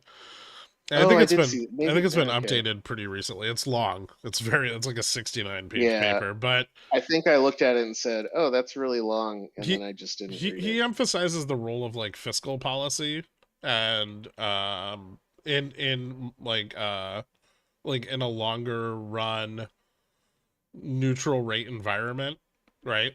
And he proposes like a model for integrating monetary and fiscal policies, which challenges, the relationship between interest rates and inflation. And he suggests that like higher interest rates could eventually lead to higher inflation. Yeah, I don't think that that's even that controversial It's on the face of it, is it? it's pretty controversial. It shouldn't be, right? If well, I mean, I guess it depends on what the other what the other requirements or other conditions are, right? I mean, if you're in a situation where the government is spending so much money Like right that you now. have, well, I don't know if we're there quite there yet. I'm talking about like inflation's like out of control inflation spirals, like you know South America and Central American economies. Like, I So mean, I think we're actually so where this is right. interest burden, it's where you know if we're in a situation where the interest paid on debt is so much higher than GDP or so large relative to GDP that it's, I mean, that's inflationary. See, that's where I Eventually, think we're headed. Right? So we've got yeah, that's where I naively said we could be headed in January-ish of this year, but didn't, you know, and yeah, I guess now that I've thought more about it and learned more, I'm not sure we're there yet, but I agree with you. We're getting a lot closer. we're getting, yeah, and really fast too, right? Like if we look at like overnight reverse repo, we've gone from a peak in December of 22 of 2.55 trillion held at the Fed to 768 billion, which is a Yeah, it's moving 70% quick. drop in reverse repo operations, right? And we're pretty sure that that's just them moving out onto the bond chain to That's get some about duration. roughly what Yellen's issued up to this point. Okay, yeah. Yeah, and she still has another 1.76 trillion in issuance in the first fiscal quarter, and another, I believe, point What, but 0.4 what trillion is that in it? left What's the increase, right? left That's this what year. matters. It's the net, right? Yeah, it's the Because net. So I'm not. I have to look at how much is maturing, but it's nowhere near the same level. But yeah. yeah, There's going to be some rate of maturation. However, that's still 2.2 trillion in issuance, right? And yeah, once on RRP is completely drained. Now prior to this, it looked like on RRP would have lasted until about quarter two, quarter three of 2024. And now it's looking like on RRP is going to be drained by the time we hit quarter one of 2024. And I yeah. think I think March. Yeah, I that's all think right. that a lot of the money in on RRP is directly from sold to open bonds. So I don't actually think the money's Oh flowing God. out because once the bond squeeze started, this is really interesting. Once the bond squeeze started, the rate of money moving out of RRP accelerated past significantly past the rate of issuance, right? And so we're seeing and that's really kind of only explained by one thing in that market, is that they're buying to close, Yeah. right? And since the beginning of November, I mean, you can see on the chart here, it's just gone like absolutely fucking vertical, right? Um, and so yeah, I think they shorted bonds. They put the bond short money in on RRP, right? Which, you know, is gonna drive your yields, your credit spreads wider, right? And drive those yields up. Which is like that's the perfect play. Yeah. But once this money is gone, prime broker's obligation doesn't change. They still have to buy up, you know, any debt that's not being Yeah. Yeah. any issuance that's That not being that met at that will auction. that at that point will be restrictive. That's extreme. Yeah, but that's so restrictive, right? Like you just Yeah. start blowing up bank balance sheets Yeah. Well, a few times a week. yeah. You know what's interesting is this is all kind of coming to a head at an interesting time, like right around March timeframe, because that would mark 1 year from the buy the fucking paper program. Yeah. Which this meeting, JPOW is supposed to comment on whether he continues that agreement or he closes it. I mean, you know, he's going to continue it, right? If he closes it, it would. I mean, here's what I think is going to happen It would because of lower the issuance. inflation. Here, if with all the issuance, right? I mean, the yield curve has to uninvert eventually. And the only reason that's a bad thing is because of the existing duration on people's books, right? And it Yeah. is the liquidity provided by the BTFP that is allowing that illiquidity or that duration risk to be sustained. And so the bond yield curve, I think, is just going to uninvert. I think there's no way to get around that. And so if he doesn't want that to just blow up every bank, he's got to keep that program going. And I think Well, he knows that. they can stop shorting. They can stop covering their bond shorts, and if they stop covering their bond shorts, spreads are going to widen again. You know that our interest payments by the middle of 2024 are going to exceed our military budget year over year. Yeah. No, it's not great. I mean that in itself is inflationary, and then we have to look at other things, right? Like dollar value to oil, I think is a really big one. If we do get the full bull steepener, dollar value is going to tank, right? Which means oil is going to skyrocket. Um, Remember, or barrels of oil are valued in the dollar because reserve currency. I don't think how can we get a bull steepener with RRP rate pinned? Right? Well, we're in a bull steepener right now.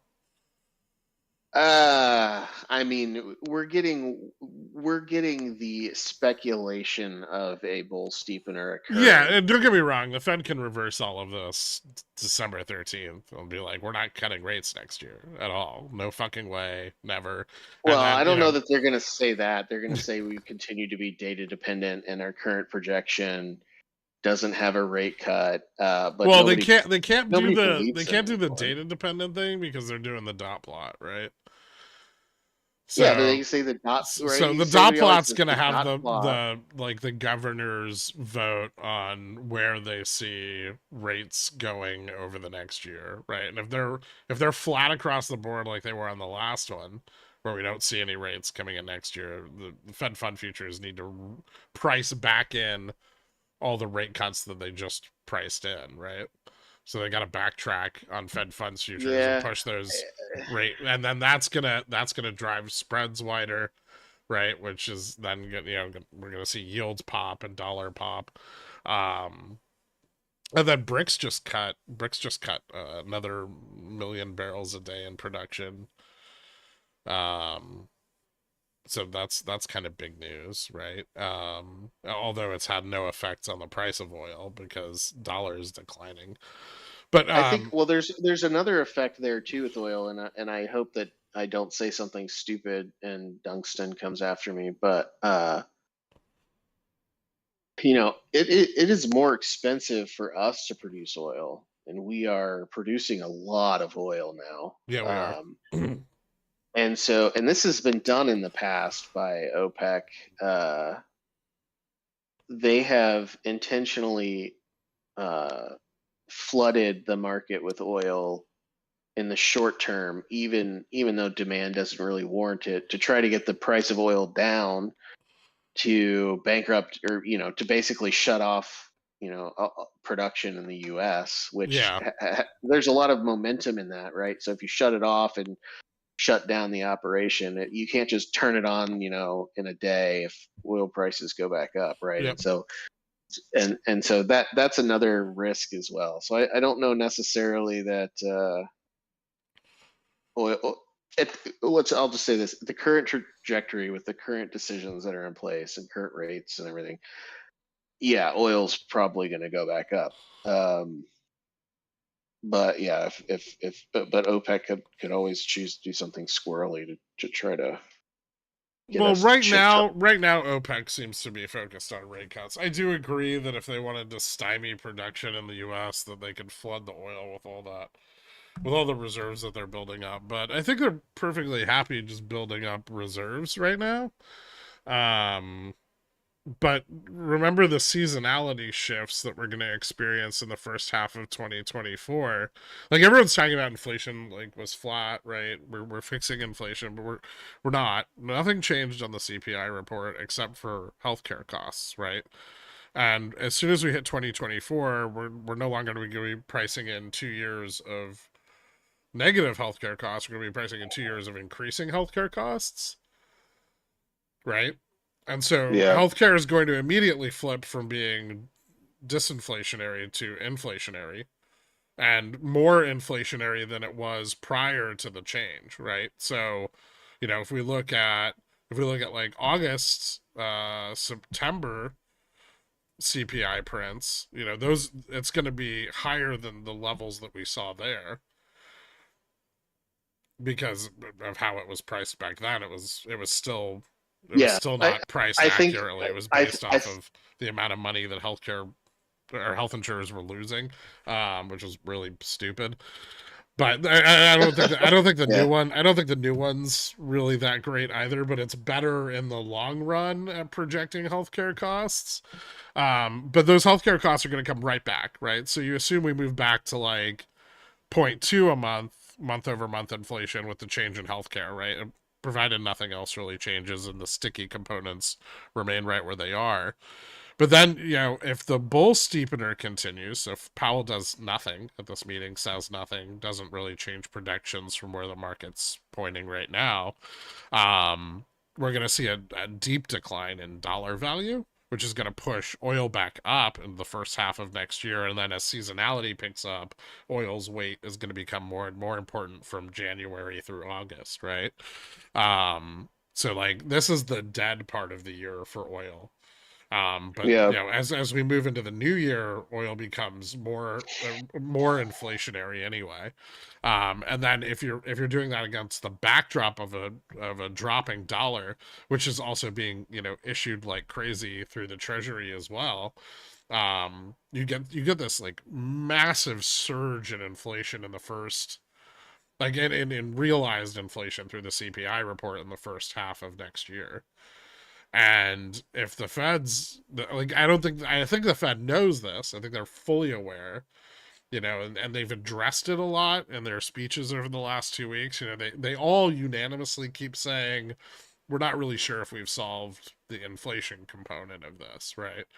And that's because when those seasonality shifts happen, depending on the value of the dollar, inflation could not only reignite, inflation could reignite, and then on the back of this persistent interest payment that we're going to be seeing, of like over $600 billion a year now, and it just keeps rising.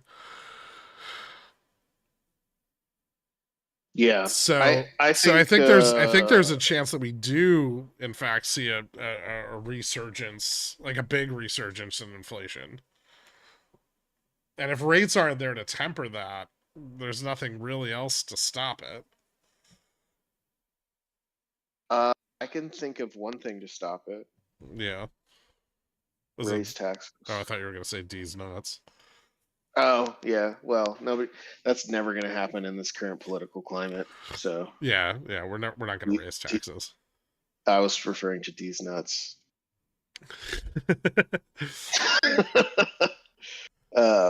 Yeah, I'll say another thing I'll say about CPI beyond, the bullshit healthcare stuff that I think everybody knows is even the people measuring it, right? You don't change your measurement methodology unless you see significant issues with it, right? Yeah. And you can even look through, I mean, I will say the BLS is nice at documenting their decision processes, and they're pretty candid with their public documentation. So it's kind of interesting to see the discussions that went on and how to make that change. They basically acknowledge there's no great way to calculate the effect of healthcare changes from the peak. So, or from COVID. So they've just basically said we're just going to try to cut out that period as soon as possible. But I think that another issue with CPI is we've definitely changed the way that we spend our money, right? And we're still using weights from 2021. Yep. Where we've definitely seen a durable change in the fraction of our money that we spend on goods versus services. We spend a higher percentage of it on goods than services, which seems backwards, and something that Dork and I were talking about. And we want to kind of dig further on what the implications of that really means in terms of estimating CPI, but it creates a lot of issues because that would imply that the weights that are being used are way off, right? And currently it's goods that are overweighted, which are down, right? Yeah. And it's services that are underweighted, which are or no, it's backward. So yeah, anyway, like I said, it's still half baked. But yeah, there's a lot of problems with estimating that, and that's kind of why I've just resolved to look at nominal values and look at just PCE and try to assess. Which I think the Fed's already on that same track, right? As far as they're paying attention to nominal values. They're looking at their super core. And so I think that's kind of just in line with them, but I would still assume that they're just using the Phillips curve to determine where their cutoff point is, right? And if that's the case, there's still no soft landing in sight, right?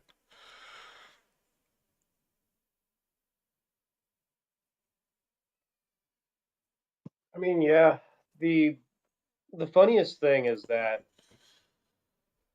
we see, right, the consumer,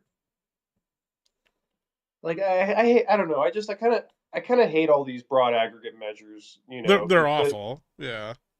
It seems like to me in our economy, right? Just like, I mean, there's two kinds of people in terms of economic outlook, right? You got the people who look around and the people who read the headlines, right? And there's kind of not really much of an in between. There's not really people who are agnostic or who just kind of don't know, right? You have a group of people who believe the Yellen narrative, right? Everything is awesome. You have people who look around, right, and they're still buying cereal at the grocery store, and they're paying attention to what they're paying, and they're realizing that they're still paying a lot of money for freaking cereal, right? Yeah. Cereal's crazy. I bought a box the other day. I was like, what the fuck? Yeah, like $6 for like a 12-ounce. There was another paper I sent JFresh recently also about the durability of the consumer and like how people rationalize price changes over time, and that's why prices and inflation are so sticky, right? Is because the consumer is going to keep buying the thing that they need, especially when you're dealing with shit like cereal, right? These like consumer non-durables where these prices have gotten astronomical, and then corporations are never really encouraged to lower that price ever, right? Because Right. then they'll start missing their targets for profitability, and so you end up in a situation where these prices don't really ever come down. Right, so we're likely to find an equilibrium on inflation, but that equilibrium is going to be way higher than 2%. Well, prices will come down when credit runs out, right? When the consumer gets tapped out on I credit. mean, the consumer needs to be so broke to stop buying non-durables, though, right? Like, Yeah, like no, I you're agree. talking about people starving, which I mean is, this. Yeah, I mean, and it'll take a long they'll time. retreat to the discounted item, right? And that'll Yeah, first encourage like the name brand item to lower prices, right? But the discounted items also raised its prices. So, it's not until they start to retreat from the discounted item, they're like, you start to get families that are like, well, we're not going to have milk this week, or oh my God. eggs Do you know this how many? week. And Guess how many that's when you'll actually see prices come down. Guess how many gallons of milk uh, I have in my house at all times because of 4? the rate at which close 3. Okay. My family goes through so much goddamn milk. I don't even know how. Just I'm get a pretty sure cow. I'm convinced that they're just dumping it in the sink. Like it's insane. So there is one way that the way that happens though, Girk, right? Because you're talking about deflation, right? Yeah. The only real way to get deflation is for unemployment to rise, right? And that's the one data point that I think has kept this party going for so dang long is that there was this expectation, right? I think even between all of us and all the economists, especially in 2022, that unemployment was going to go up and appreciably so, such that the Federal Reserve would stop tightening, Yeah. right? And that still hasn't happened. I mean, the date it's gone up a little bit, right? I'm pretty sure weekly recurring claims has gone up a little bit, but There's I strongly refute that from a there's statistics actually like a perspective. think tank that analyzes all the like week over week unemployment data, and they do like an aggregate of part-time, like they try to track a broader set of unemployment than what you'll see out of like BLS's survey, right? And their like index is creeping up, but it's not moving up quickly. Like if you go back to look at like post '08 or right after the dot-com bubble, like and unemployment wasn't as affected during the dot-com bubble, but you see that we're like moving towards those like larger increases in unemployment, but we're still pretty far from it. well, it's a self-propagating data point, right? So as unemployment goes up, demand goes down, and as demand goes down, costs need to get cut, and as costs need to get cut more and more, you see people Yeah, getting load, unemployment goes up I more, agree right? with that. It's highly nonlinear, but I think statistically we don't know yet. We don't have very high confidence that employee unemployment's actually rising. It hasn't risen enough, and in some cases that kind of just means what. It's one of the many reasons why you normally don't know you're in a recession until you look back and see it.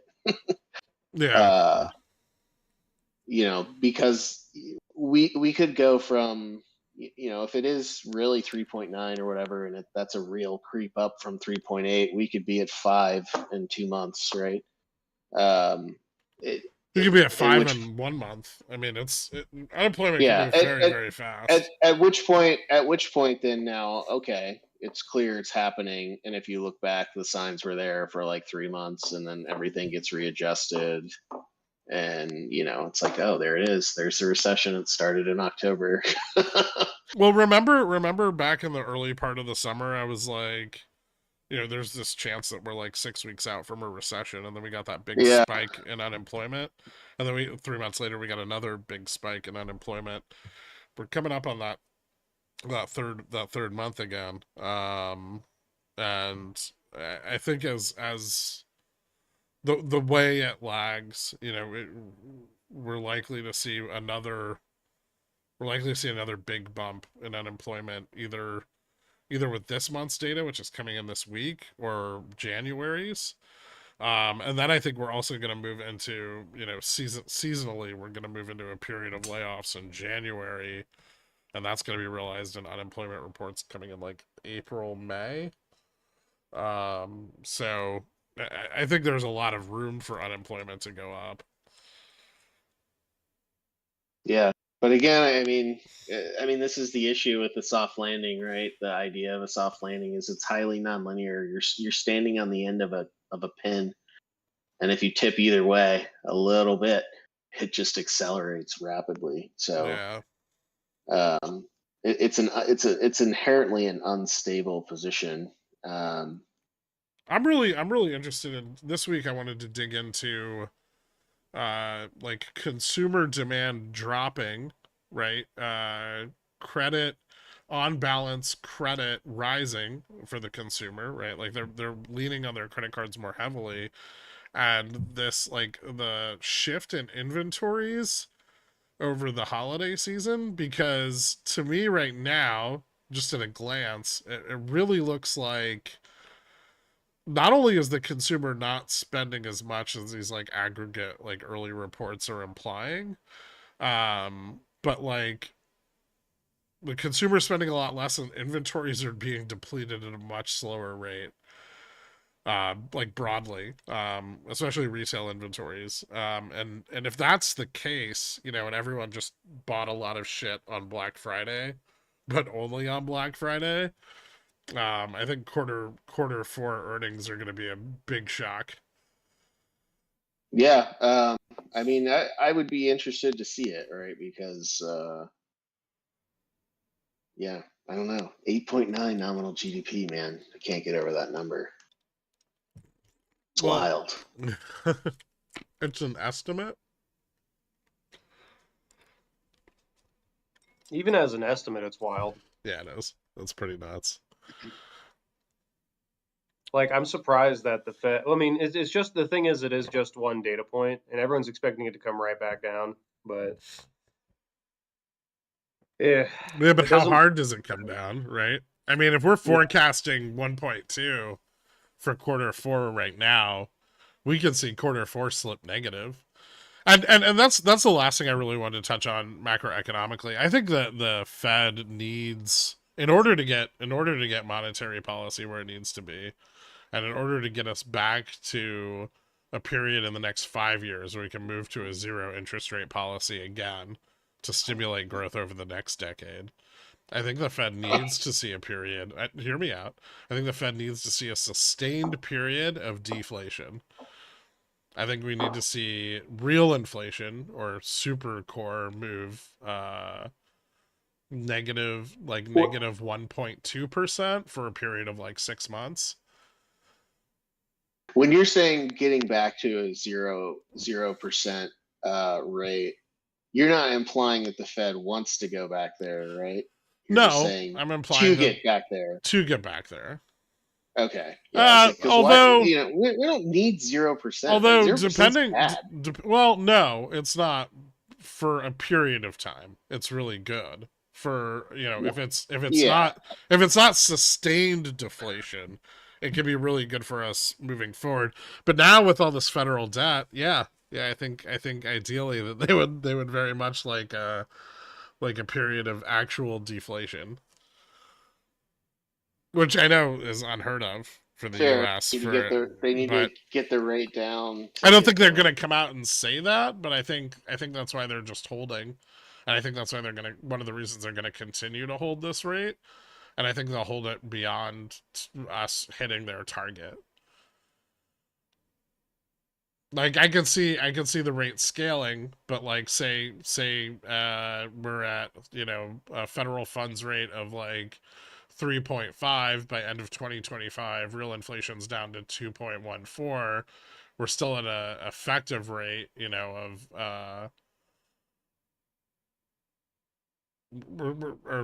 sorry, I think their projection's 2.35, right? And we're still holding a federal funds rate of like 3.5.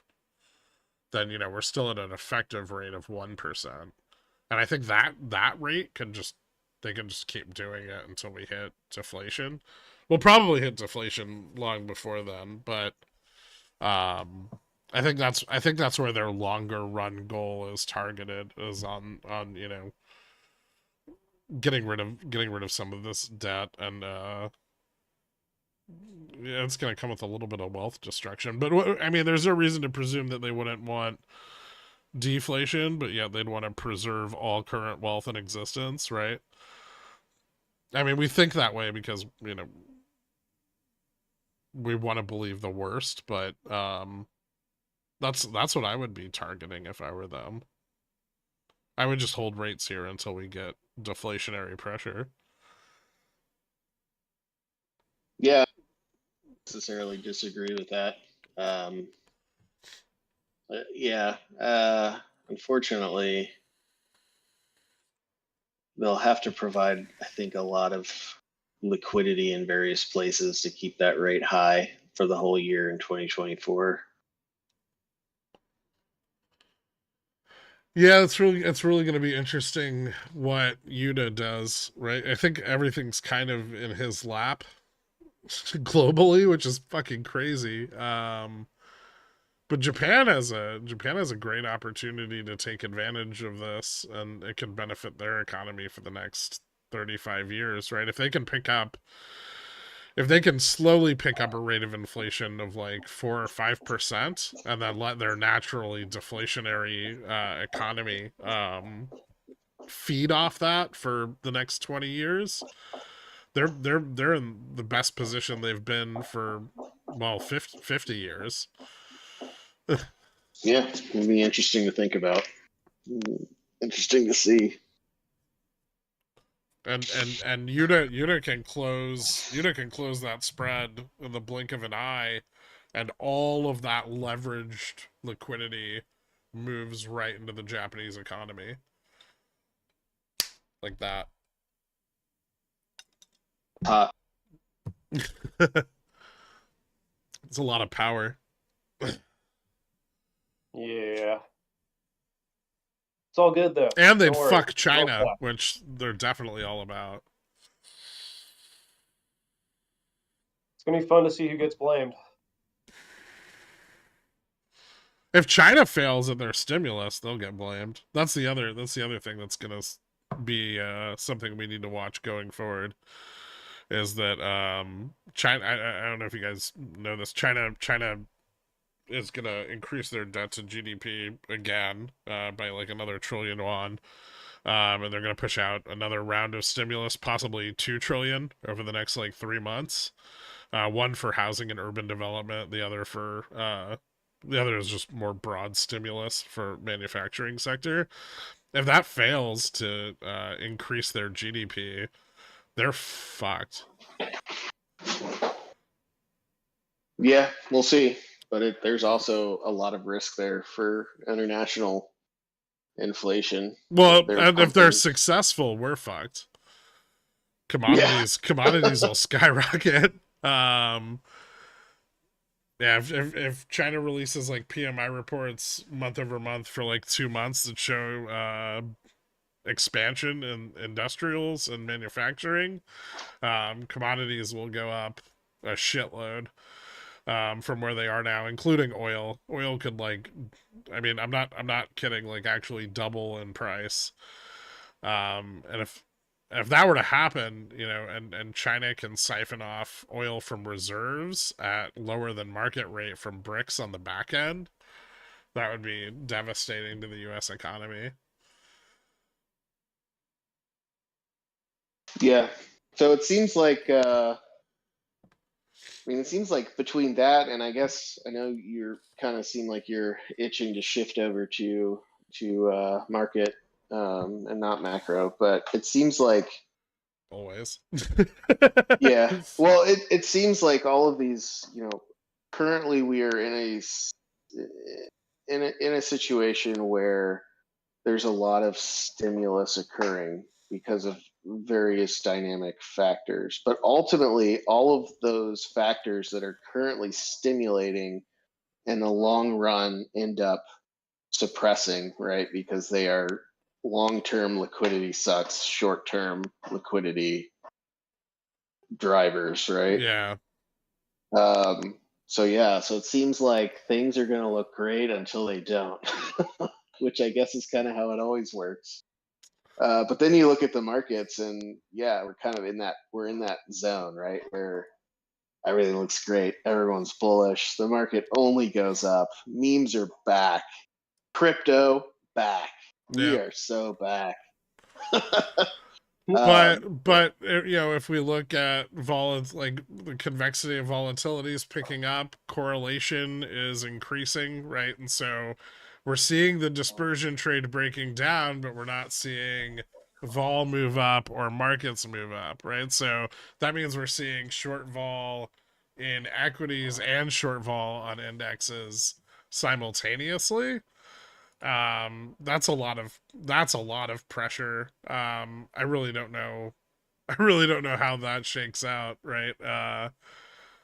And the nice thing about dispersion is that when done at least to strictly to the academic definition of dispersion, it's actually sort of vol neutral. I mean, it's just looking at arbitrage.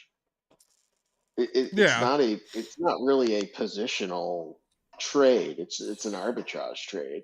Um, but yeah, I agree with you. So now everybody's just shorting vol on everything, and I Yeah. think that's part It's of the like it's bullish pump, right? Retail's in, going balls to the wall, levering upwards. Everyone's, trying to earn some income by shorting puts because markets don't ever go down and tail risk doesn't exist. But this is the kind of environment that creates an opportunity for everything to collapse because everything is in sync with yeah, itself, yeah, right? everyone's on one side of the trade. Whereas, with the dispersion that was occurring at the first half of this year, something might start going down really hard, but everything is so uncorrelated that it sort of smears out, right? Something else goes up to counteract the other thing going down. Um, but yeah, right now everything's going up, and so that coordination between all assets, can mean that if we reverse, everything starts going down. It becomes much harder to buy the dip and stop that leverage unwinding. So Yeah. I'm from just like a market mechanics observational perspective, not necessarily even from a trading perspective, but just from an observational perspective. I'm really excited to see what happens in the next couple weeks. Yeah, I'm kind of excited for this week because I think we're pretty light on data. I guess I should go over that before we do anything else prediction wise. Yeah, I mean this is why I think why I think next week, I'm still saying like, okay, yeah, we're pretty close to the top of the chain, at least in terms of options leverage. Really hard to push higher, but there's nothing really, I don't think, there's nothing that really is going to ignite us down. And so, in light of that, we're probably just going to see a lot of more of the same of last week, right? People are going to just, as their sold puts roll off, they're going to sell more. So I think there's And actually a few things that could trigger a greater sell-off this week. We have factory orders, which are expected to miss, but could miss by a much wider margin. That's tomorrow. Then we have composite services PMI and ISM services PMI, and JOLTS. So that robust labor market is still carrying the bull narrative, right? That we won't get the drop in unemployment, or we won't get the increase in unemployment. The job market will stay healthy, demand will stay high, right? That has to be true for the rest of it to be true. Um, and so I think the labor data this week's going to be a big part of that. We get Japanese and European GDP this week. Those could both be pretty important because I know Japan's GDP is expected to fall negative in the final part of this quarter. And Yikes. then we have non-farm unemployment and fucking the like labor participation, productivity, and all of that this week too. Like non-farm Yeah, I productivity on guess. Wednesday. If we see Yeah, a big drop in productivity, that rug pulls a lot of the bull case. I still think in terms of my, short term, long term, where short term it's stimulative, long term it's suppressive. I still think we're kind of in the tail end of the stimulative section, and I, so I agree. I don't expect jolts to have. I mean, maybe it'll tick up a little bit with just natural variation, but it won't be enough to really definitively say shit's going down. And I think it'll allow the narrative to sort of continue with their fingers in their ear for longer. Um, yeah, as far as the other things, I mean, factory I orders think seem. mechanically, regardless of the data coming in, we need a pullback in order for markets to move substantially higher, right? Like we still failed to Oh, break. sure, yeah. We I spent don't think all we're gonna move week waiting higher. to test 4,600 last week, and only on the back of as much dovish and bullish data as the market could handle did we even come close, and we still failed that Yeah, we didn't test. touch it.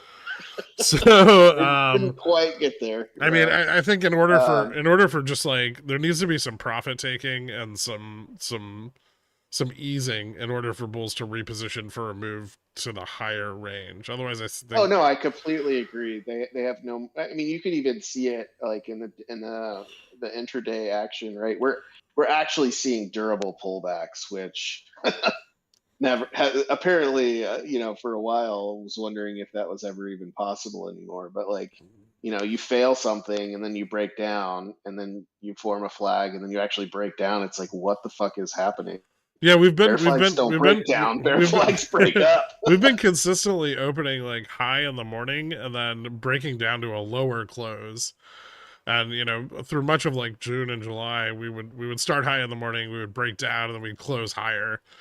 So Yeah. it's a pretty big difference, and part of that is they sell puts in the higher range of the day. They're selling the long puts, right? And that's still going on. That one confuses Big the shit time. out of me because we watch it, like me, you, and Dork watch it happen in the intraday, and it's like, what the fuck are they thinking? Like they're selling the market maker so long on puts that the market actually drops. Like so they kill their call position, pushing the market maker long puts, and it's like that's I mean like that inherently means that any upside becomes completely unsustainable. Yeah, I mean, I think, I think they were hoping that yeah, I more agree. calls would be sold in this range and they'd have like better liquidity on the push up. And like we saw some of that No, like spot up, vol up on no, Friday, right? I think this is just still distributive, right? I mean, they prop it up and they sell into it, and then they just let their position bleed off and walk away silently, right? As chaos ensues. I think that's just still happening, right? I mean, and even you look at like the meme 7, they're selling off quite substantially, right? Yeah, they've Yet, dropped. yet you look at the SPX, and for most of this week and last week, it was just like pinned at 0%, right? So you think about, and then everything else is going up while they're going. And so what I think is happening is people who are very long meme 7 think that it's time to get out. Things are starting to look like we're running out of runway, so we want out, and they're selling puts and buying 0 DTEs to keep SPX, right at 0% and selling off the memes underneath, which means if SPX is at 0 and the memes go down, that means everything else has to go up. Yeah. Um, and so I think that's so basically what I'm saying is if this bullish sold option position didn't exist, the meme 7 would be dropping like 10% a day. Yeah, yeah. That's what I'm saying. Yeah, they're selling. I mean, I get that they're selling into that market maker demand, and the market maker is going to continue to provide liquidity on weakness, right? But that can only go on for so long. I mean, like Yeah, look how fast they're driving, their gamma neutral and their delta neutral points upward, right? yeah, I Like don't that, disagree with any the of that. liquidity provided by that environment is closing really fast. I will say this. Already said I'm really excited for the next few weeks to see what happens. I don't get excited with flat. Yeah, okay, I can agree And with I that. don't think it's going up. Okay, and then we'll touch on how do you feel about being right? Is this your first week ever that you've gotten, or I second don't week? know. I I think it's your mean, we all second know. one. I mean, it's pretty well documented that I just picked that as like, all right, this is the opposite of what I want to happen. And yet you won. Ugh. Did I though? Well, almost. I mean, did I in terms of, what did I win? No, Play nothing. stupid, Yeah, play that's. stupid games, win stupid prizes. I wanted it to go down.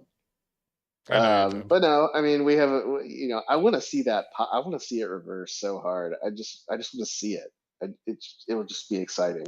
I guess I probably sound insane right now, but I just want to You see just all want to see what this. happens when all the short vol squeezes. Yeah, We almost had that this week. I forget which data point it was, but it came out and VIX popped to like 14 oh in yeah, one yeah, yeah, yeah, candle. yeah, yeah, That was yeah. But fucking if you're, nuts. yeah, and it, you know, you got to think about it. So I think about the vol surface, which is the VIX is calculated from the vol surface. Yeah. I think about the vol surface like a blanket, and an individual option strike and duration is like 1 point on that blanket. And if you take a pencil and poke one of those, right, it propagates out to the rest of the vol surface, right? Yeah. Um, and so I think what happened there was someone closed a substantial short put position on that news and obviously the market maker's like, oh, I see you'd like to buy, lots and lots and lots of puts. Yep. I'm gonna jack up the ask.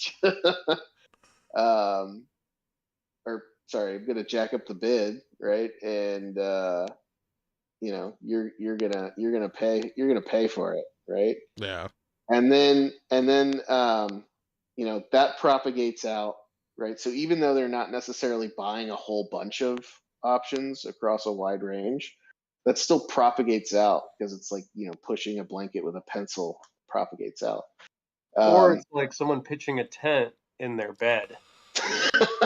Yes, yes, Yes. exactly. Um, I noticed though during that drop, I was holding a zero DT and watching its quote, and even on the zero DTE side, that spike in VIX made my zero DTE have like a 40%. It spiked up 210% or something, and then the spreads also widened to around 40 or 50%. yeah.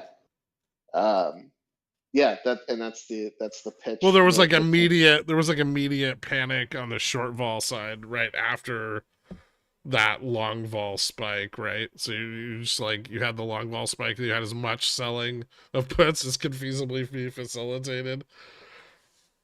Yeah, but the interesting thing was that huge spike, it lasted for a while, right? And so I think It was like 2 minutes. right, but usually those spikes are so quick that they go away before like the candle ends, and then it just like just looks like a wick, or sometimes it won't even really pop in there. Um, 2 minutes is a long time, I think. Yeah. Considering how many thousands of options are traded every minute, 2 minutes is a long time for that tent to be pitched, right? Because the second somebody goes to the second somebody goes to sell a put in that range, right, the market maker is going to unpitch that tent real quick, right? And that's what happened, right? So 2 minutes later, people started selling puts, and the market maker's like, all right, I'll buy them for dirt cheap. right? And the tent unpitched. But that was really wild. And I think that just shows that we're right. I mean, it's amazing how many people are fighting against this idea that most puts are sold, because the conventional wisdom is, well, I mean, maybe you guys don't see it, but I've gotten a lot of pushback as I branch out into Twitter and talk to a wider audience. A lot of people push back on the idea that there's so many sold options, Here's what especially on the I've puts. learned from being more active on Twitter. There's a lot of fucking idiots in the finance space. Oh yeah, yeah. There's a lot Like of idiots lovebirds. with huge followings. I'm like shocked at how many people are Yeah, listening to like these. 50,000 people. Yeah. Yeah. And they're like fully in agreement with this guy's like idea that Nvidia is undervalued at 450, and I'm like, bro.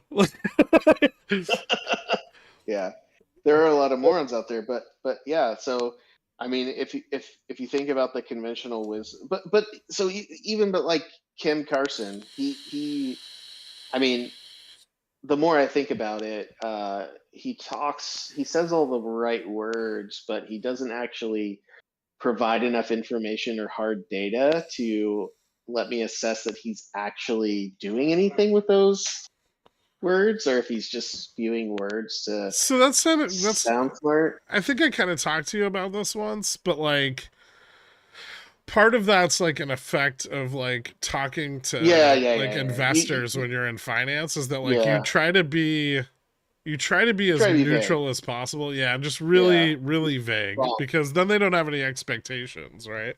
Once you Yeah. start creating And you're not wrong. You expectations, can't be wrong, right? yeah, you're Yeah. taking on risk.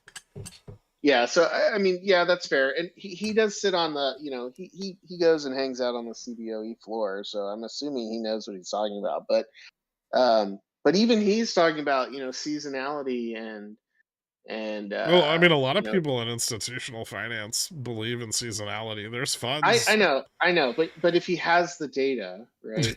I mean, he's got to have better data than me. And Does he? if I don't know, if all the puts are sold, then what he's saying cannot be true, right? The seasonal, like, charm induced buying. Charm's Well, negative, right now all the calls are in the money, right? but they're So all sold too. yeah. And there's so many. There's I actually broke it down, and I posted a Twitter post today. My son is asking me for a password on his tablet, and I don't know how to use it. But anyway, so I posted a thing on Twitter today to try to get a rough assessment of what the charm is. And if you assume that a significant amount of the puts are sold, then charms like the max decay that we're sitting on right now is like negative $350 billion that has to decay off, that the market maker has to sell. Yeah. It doesn't all happen in one day, right? There's 300 billion in leverage traded on the market per day. So it's probably only like 5 to 10 billion a day. It's probably going to go up meaningfully around OPEX, but I think going into OPEX, we're going to go down into OPEX, and then after OPEX, we could go down really hard. That's a lot of vol that has not been meaningfully rotated out. That's going to need to. There's it'll be interesting to see. I mean, the most All the interesting thing about all that the vol is that no one's buying it, right? Like nobody yeah. cares. Once again, we find ourselves in a situation where nobody cares about proper tail risk hedging. And this is very very similar to where we were in late July, right? Yeah. But maybe 10 times more compounded. Yeah, I don't know that that's necessarily true. I mean, I from an think OI standpoint, it's like triple, right? so let's talk about that, because I don't Yeah. think that's true either. That's another narrative, and I'm going to push back on that because I Okay. don't think that's consistent with the data. I think the people that hedge for downside are hedged. And I think they're loving the fact that it's cheap, and they're continuing to hedge their existing positions with the same number of contracts they need to use, right? Which is, last year when everybody was long puts because they were all hedging the downside, nobody was really shorting anything meaningfully. Yeah. We had 8 million. Things right. Yeah, 8 million contracts for the SPX on puts. Or sorry, no, that's just out of the money. About 10 million contracts for puts, right? Mm-hmm. So that's kind of the baseline hedging. Let's say, I'm trying to kind of look past the volatility. Just kind of the baseline hedging, something around 10 million. Currently, now we're sitting on like 13 million. So there's 3 million extra puts out there, and they're all sold. Yeah. Right. Yeah. Well, So I don't know, based on the data, that you can necessarily say that the people who need to hedge are hedging less. I think that there's just so many more people selling puts that it's overwhelming that.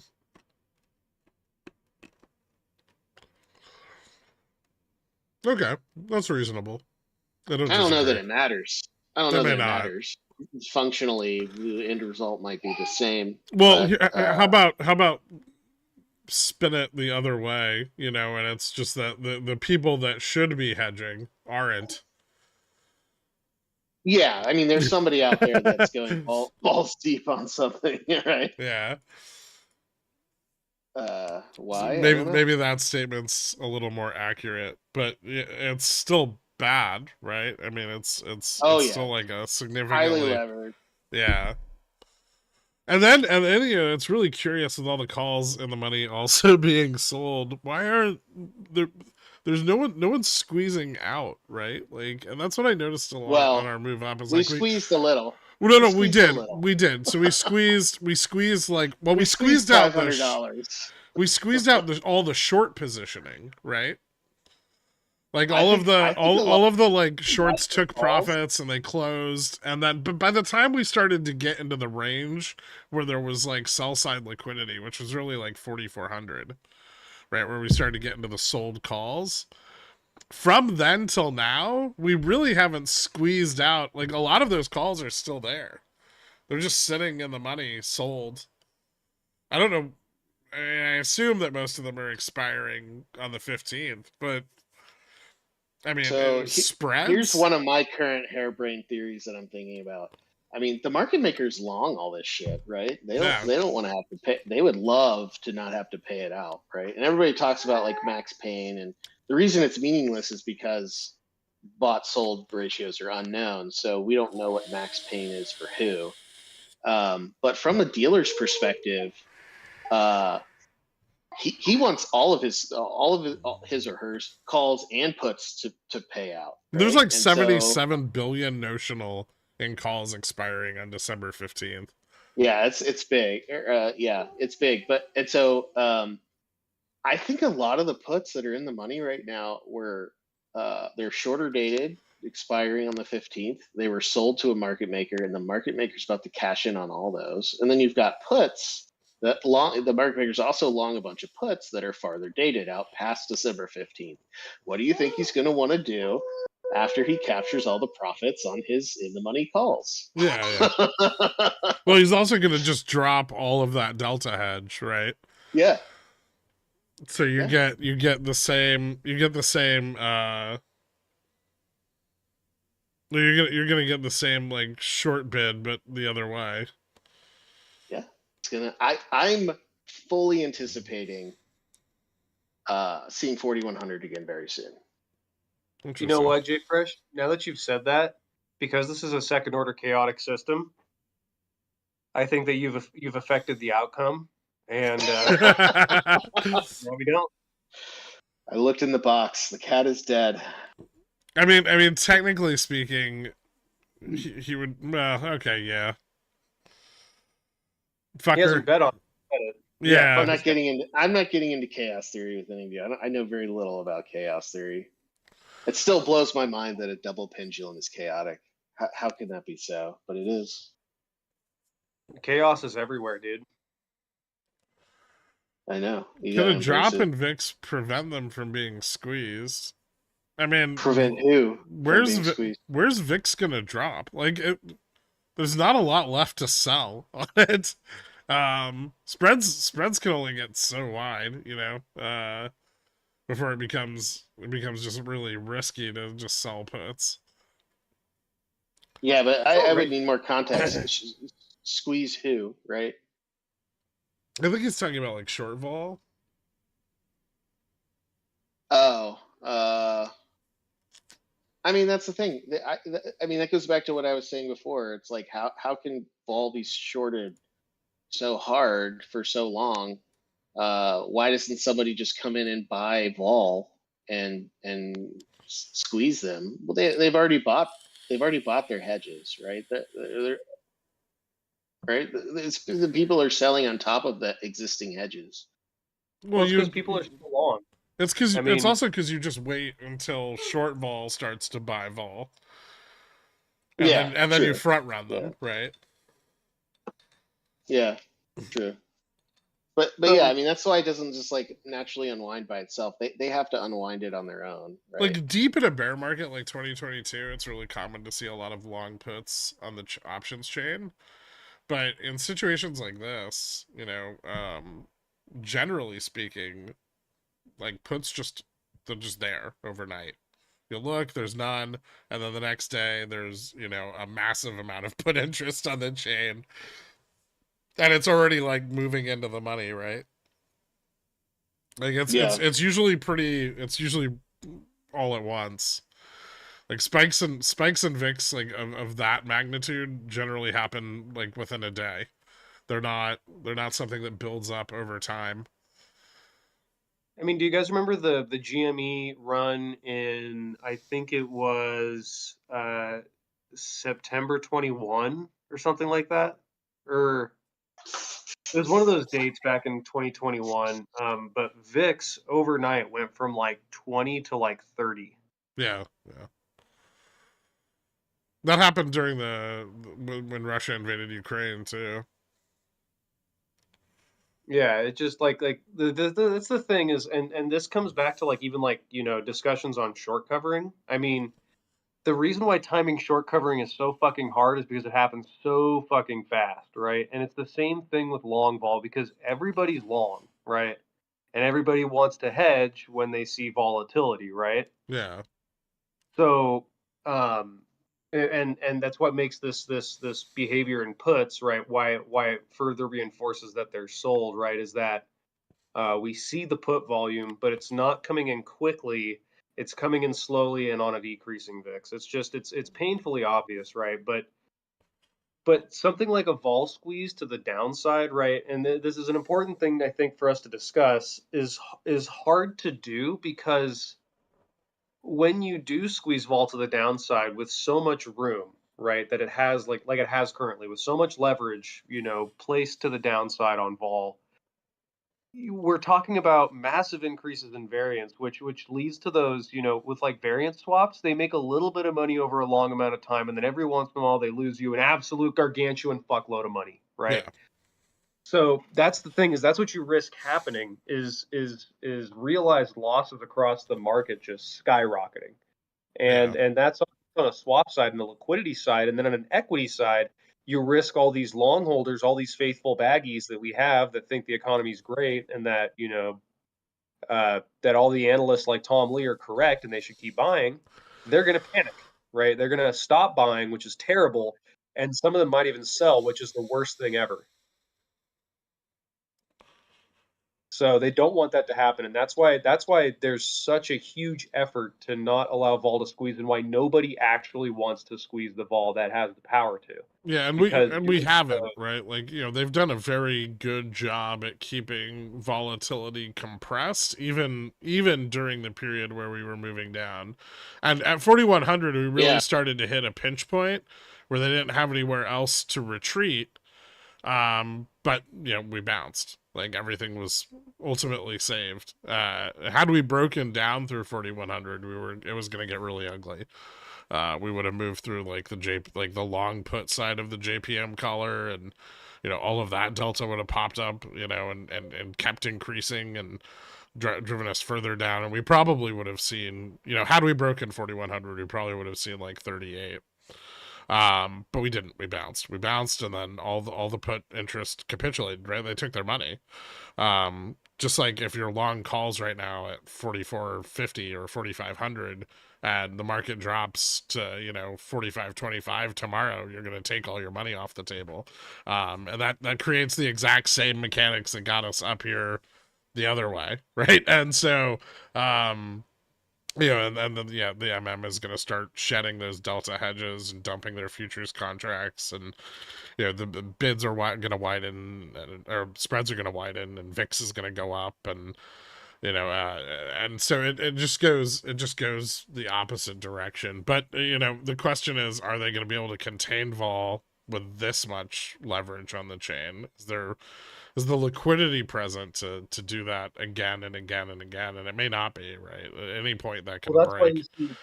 I think that's why you see bond shorts starting to cover, is because of this liquidity environment, right? I mean, that's the only way to really increase your leverage, is to increase the value of your long bond portfolio. Yeah. So if the shorts stop covering on bonds, I think that we're going to. I mean, obviously, rising yields are just going to they're inherently bearish, but we're also going to see just the amount of leverage being put into short puts. We're going to see the volume on those puts go down significantly.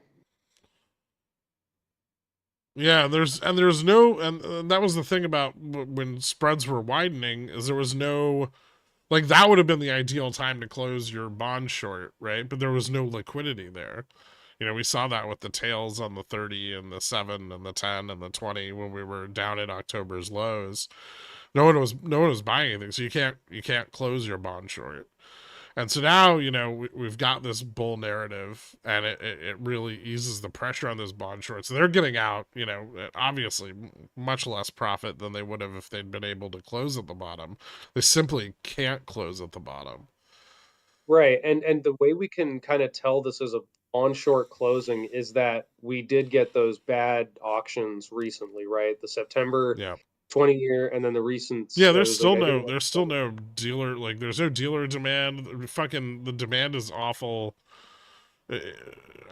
across. Well, I mean, I guess there was one auction that was okay, but like the 10, the 7, and the 30 were terrible. Yeah, and I mean, really, what it all indicates is that the need for short-term liquidity is still there, but the desire for long-term sort of liquidity is still not there. So yeah, there's especially with the short puts closing, there's or the not the short puts, sorry, the short treasuries closing, or at least covering. We were just seeing the effect of that in the equity market, but it can't last forever. And really, ultimately, it's all hinging on, the next quarter of economic data further pointing to rate cuts, right? Yeah. Oh, shit, guys. What? I'm thinking out loud, and maybe this is what you just said, but Yellen screwed the shorts, right? Yeah. Yeah. Because they're all long duration. Mm-hmm. Yeah. And when she's not giving more, she's moving it all to shorter durations. They have nowhere to go. Yeah, there's no bid to cover. Yeah. So they're all getting out. I mean, it's that. It took me a minute. Took me a minute to get to where you guys were. But it's that, and there's other effects too, right? Like, but that's one of the reasons we see gold long right now, and not just any gold long, like gold like all-time highs long, right? And gold keeps pressuring, right, because there's going to be disorder in currency pairs over the next like 6 months. Gold, I'll say this again, and I'll say it. I'll always say it. Gold never goes up because something bullish is happening. Not in the history of gold. Not since the first caveman broke open a shiny rock has the value of gold increased because something bullish happened. What about crypto? Crypto's not real. It's fucking bullshit. No one cares. True. It's fucking owned. It's like Although- already centralized, and it's going to be more centralized by BlackRock soon, right? I mean, Yeah. crypto basically I is was just just- going to be an equity after the ETFs open. I was just leading into a long a long lead up that I'm kind of building for myself. Okay. As everybody here knows, I follow one of the most interesting people on Twitter. His name is Pastor Coin. And Oh God, you his son of a bitch! his shtick is that he is a pastor who loves Bitcoin and thinks that Bitcoin is biblical and fiat is not biblical, and that if you want to be a good Christian, you must own Bitcoin. He's also really into being super manly. Strong. So he has It's about strong masculinity and Bitcoin ownership. yeah. So like he has things on his Twitter page to the effect of like, you know, he's pushing a movement in muscular Christianity, which nobody knows what that is. I mean, Korean Jesus is buff as fuck. That's so. true. That's true. Okay, so here's the setup that I'm really enjoying right now, and I hope I get to see the outcome of it. Is he's apparently extremely long Bitcoin and just recently posted that he convinced his wife to sell her engagement ring to buy even more Bitcoin at these prices. So I'm just assuming that he's over levered on Bitcoin. And I just can't wait to watch him lose. How much is an everything. engagement ring on the secondary market? It's not even like one Bitcoin. I don't. It's definitely not one Bitcoin. Who knows if he even owns one Bitcoin? Right? I mean, he's a pastor in Canada. Oh Jesus! Fucking Fucking Canadians always trying to be relevant. That's so annoying. Anyway, I want to see what happens. I hope he like has a meltdown when crypto goes to zero. He's gonna say it's the apocalypse. I'm waiting for it. Anyway, give him a follow. He does Bible studies in spaces sometimes. He just does like a impromptu drop-in Bible study that has like 2 people in it. Please don't troll One of for those that. people I assume is just always you. I've thought about entering it, but I don't want to bring attention to myself as a troll. Oh, okay.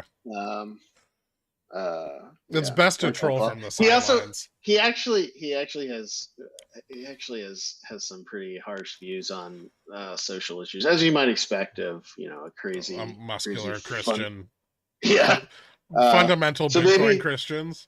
So I feel like I'm a little worried about my own image by following him. So maybe don't follow him. But yeah, there's some weird people on Twitter. It's fun to browse, I guess, is what I'm saying. And I think crypto is going to die at some point. It must. I've just been I've been spending most of my time on Twitter just blocking BBBYRQ accounts. Because I just no, they're not. I should be their DFV technically, right? Yeah. Well, you exited. Yeah, probably like DFV did.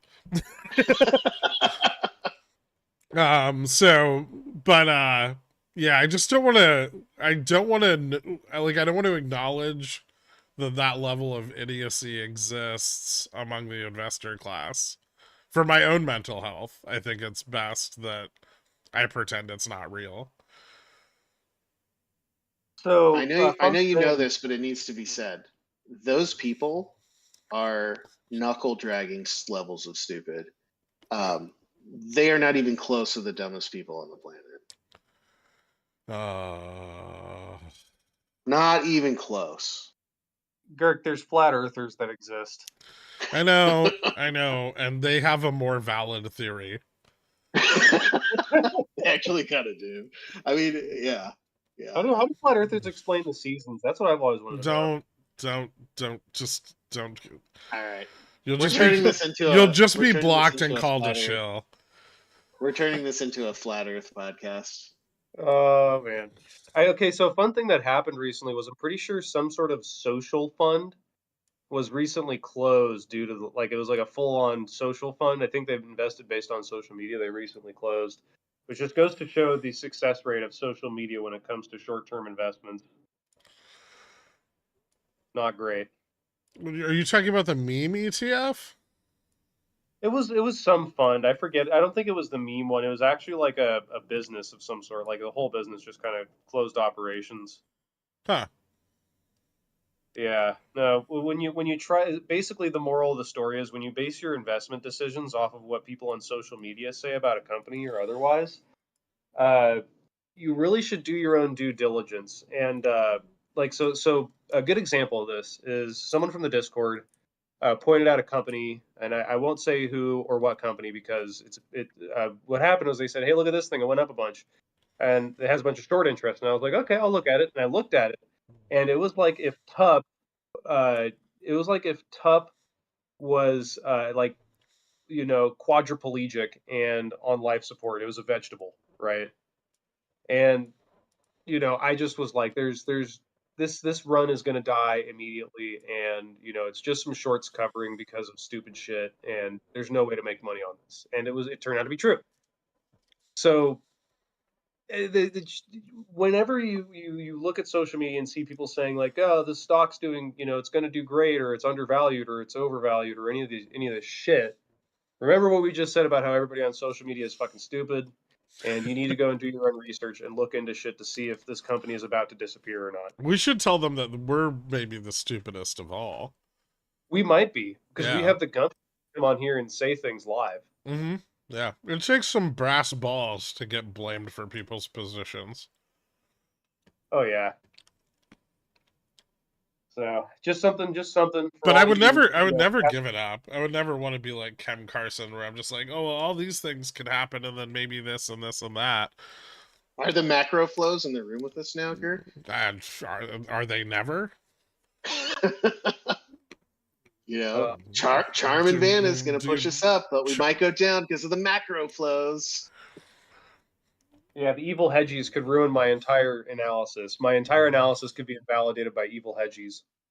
No, but I don't want to pick on him. I mean, he seems like a smart guy, and he's entertaining, and I assume he's decent at what he offers it's his fun. clients. Anybody who does this publicly should get an obscene amount of shit. That's Yeah, my fine. view. I've gotten just an untoward amount of shit, and I've probably deserved all of it, right? I mean, I'm Yeah. definitely a shill. And so, yeah, I don't think anybody should ever be able to traverse this finance space without getting severely bullied. Yeah, before you have any shred of respect for Girk, he has a blue check on Twitter. Yeah. And every time that's because fake pifis kept popping up and telling people to buy Netcoin. What's Netcoin? I don't fucking know, but they kept telling people to buy it. Stop talking about it, or else the Dillionaires are going to start buying it. All right, don't do their job for them. But yeah, anybody on fucking social media, like, or anybody really, even the fucks on CNBC or anybody else, any other person, especially them, breathing air, yeah, anybody who has a heartbeat who tells you about a stock and says it's awesome, do not trust them. Go and confirm whether or not they're right. Confirm the level of awesome. Like your best friend in the whole world who you trust with your to babysit your son and look after your house while you're gone, like even that person, they tell you about something financial like a stock or an investment, fucking do not trust them. Like I mean, yeah, this comes back to like the very nature of what the stock market is, right? It used to be maybe about providing capital for growth. I don't own any Netcoin. Fuck. But we've definitely reached the point in valuations where it's all sentiment driven, which means it's a Ponzi scheme. And so the only way to make money is to get in early and then make sure that other people get in after you. And so that's what every single piece of financial information you receive from anybody who's selling something or offering something, except for Girk and me, well, I guess I'm not selling anything, but I'm offering you a lot of information, and they're doing it partially for their own self-interest in the Ponzi scheme, right? So you always have to be very careful to confirm that what they're saying makes sense and is true, and not just trust anyone's word. Like even like Goldman Sachs and Bank of America, when all these charts and shit that people are Especially throwing them. around, Okay. they're not giving up all this information for everybody's general edification. Well, I mean, first of all, those charts aren't publicly released either. They're private. They're for private clients and like they're like smaller affiliate funds. Yeah, okay, then maybe those have some value, but Not a lot. They don't have a yeah. lot, but they can help paint pictures of things that you don't want to dig into too much because you don't care. Yeah, fair. But yeah, always be skeptical in the Ponzi scheme. Even of Yeah, us. yeah. I mean, like if you can spend like 5 days on FinTwit and you realize that like anything that goes up more than 5% is immediately the hottest stock in the world. Every like finfluencer is just bouncing around from one thing to the next to like catch whatever the popularity trend is. It has nothing to do with the stock itself or uh, any data or anything. It's just people are talking about it, so I'm also talking about it, kind of thing, and it's bullshit. And me, with my contrarian nature, my strategy is to follow those people around and write very detailed reasons of why they're retarded. I And the mean, things that they say are retarded. yeah, it pays a huge amount of money to be contrarian in the markets and not have faith in or trust anybody, and that includes me, that includes JFresh, that includes Dork. Me and Dork can be looking at the same data intraday, the exact same data, and he's like, man, you should go long here, and I'm like, no, I'm gonna go short. Like before I even look at the data again, I'm like, I'm gonna buy a put. Like and so like that's the level of faith that you should have in the system, right? And I trust Dork. And I'm still like, my knee jerk reaction is to disagree with him immediately. But that's a good thing. That's and until everyone is wrong until proven otherwise. Yeah, there's no such thing as face value in finance. No. So yeah, I mean that's like Gurk'll say shit too, and I'll disagree with him all the time. Like intraday shit, sometimes he thinks something like, "Is this?" Like, he'll be like, "This is topping out." Maybe I'll be like, "Not quite," or or we're not quite at a top yet, and then the top shows up. Like anybody can be wrong, and it's just something to always fucking consider, and we look at pretty good shit, and we make pretty well educated assumptions and estimations. However, even we can be proven wrong, as evidenced by some of the moves in the market, like even the move on Friday where we just like stagnated upwards. Like that was a pretty fucking unexpected move, right? To just keep going up like that. It was statistically highly improbable, and yet it happened. I called it, but anyway, that's not the Fuck point. you. I know you did. Goddamn. Fuck you. All right, let's get some projections. All right. Yeah, I'm down. Dork, you want to start it off this week? Oh God. Yeah, sure. right. Okay, so Monday. Wait, hold on. I gotta look at the data prints first. I haven't looked at next week's data that's coming in. It's such a constant barrage of data that I think need we to have know. factory orders tomorrow. Then we have employment data Wednesday, Friday. Okay, so But I didn't look for duration auctions. I don't know if there are any though. So there's a super soft expectation on factory orders. That's fine. 3-6 month, not going to do anything.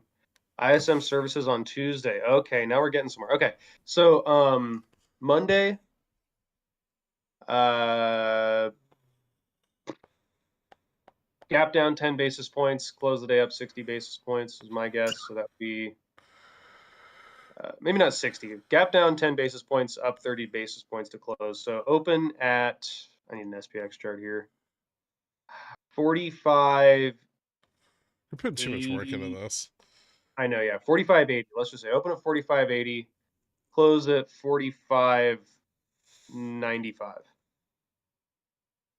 Okay.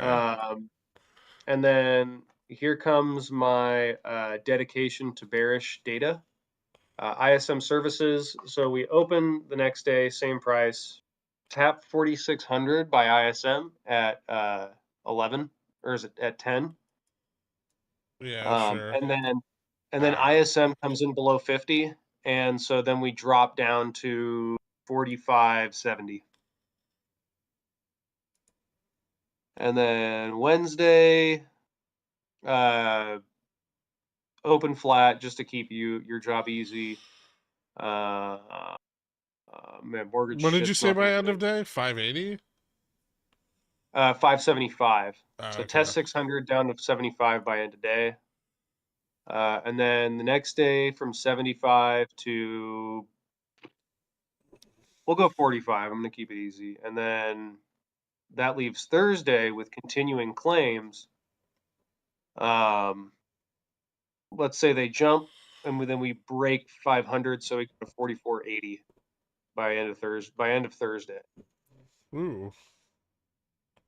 And then Friday we got non-farm payrolls, which will confirm the worry, right? Unemployment rate jumps to 4.1, let's just say. Okay. And then we go down to 400. Or no, sorry, not 400, but like 425. 44.25? Correct. All right. And that's my prediction. All right. J Again, Fresh. nothing to guarantee that that's what's going to happen. Still a straight line from 4,600 up to 4,630. Oh, I hate yours. I hate it. Fuck you. I don't want to trade. Like, I just don't. I don't want to trade that week, though. Right? Like, All right. Sell some iron condors and ugh, gross. Yeah. take a vacation. All right. Yeah, I kind of agree with Doric that we could see. You know what? I don't actually think we'll see the gap down. I think we open higher tomorrow. I think Definitely possible. I think we see like 46.05 open. I'm using the wrong fucking line. Hold on. 46.05. I think we test like 45.15 or 46.15. And then I think we fall back to like towards 45.80 by close. I think sure I agree with the bounce into services. I don't think services will be that bad. So I think we close probably around 45.95. Wednesday productivity I think slips a little bit. So I think we see like that and then close at 45.80.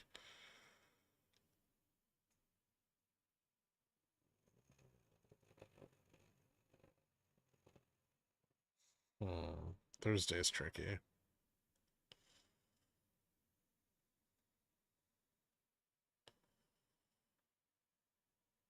Thursday is tricky. That's why I just went down. Yeah. I think I kind of want to be like pretty flat on Thursday, and then I think Friday we can see some down. Maybe we see 25. Well, maybe we see 40. All right. That's me. That's JFresh. That's you. All right. This is like a glorified Monte Carlo simulation. It pretty much is. Yeah, it's kind of bullshit. Can you make my line more visible? I know you're trying to hide it because when I get correct, you get mad at me. No, I don't. I can barely see it. I mean, I put him to 10% because I leave him on the chart all week. There we go. But if you want to see it, it's there. There, I'll brighten them all up so you can screenshot it, which is what I assume you want to do here. Yeah, I mostly want to gloat when it happens. There. If it happens, I want to gloat. There we go. Now we're talking. All right. Boom. Perfect. All right. Alright. I'm gonna go post the dot plot to the Pours chat now. Yeah, it's about as accurate as the Fed's dot plot, so it's fantastic. Yeah, I think this actually is a net good exercise because it gets to show everybody how even with all of the information that we collect and all of the insight we try to gain, we're still just guessing. I mean, the score right now is 7-1, so Let's get that to 7-4-1. ooh. Well, if we close this week at 46.30, we will.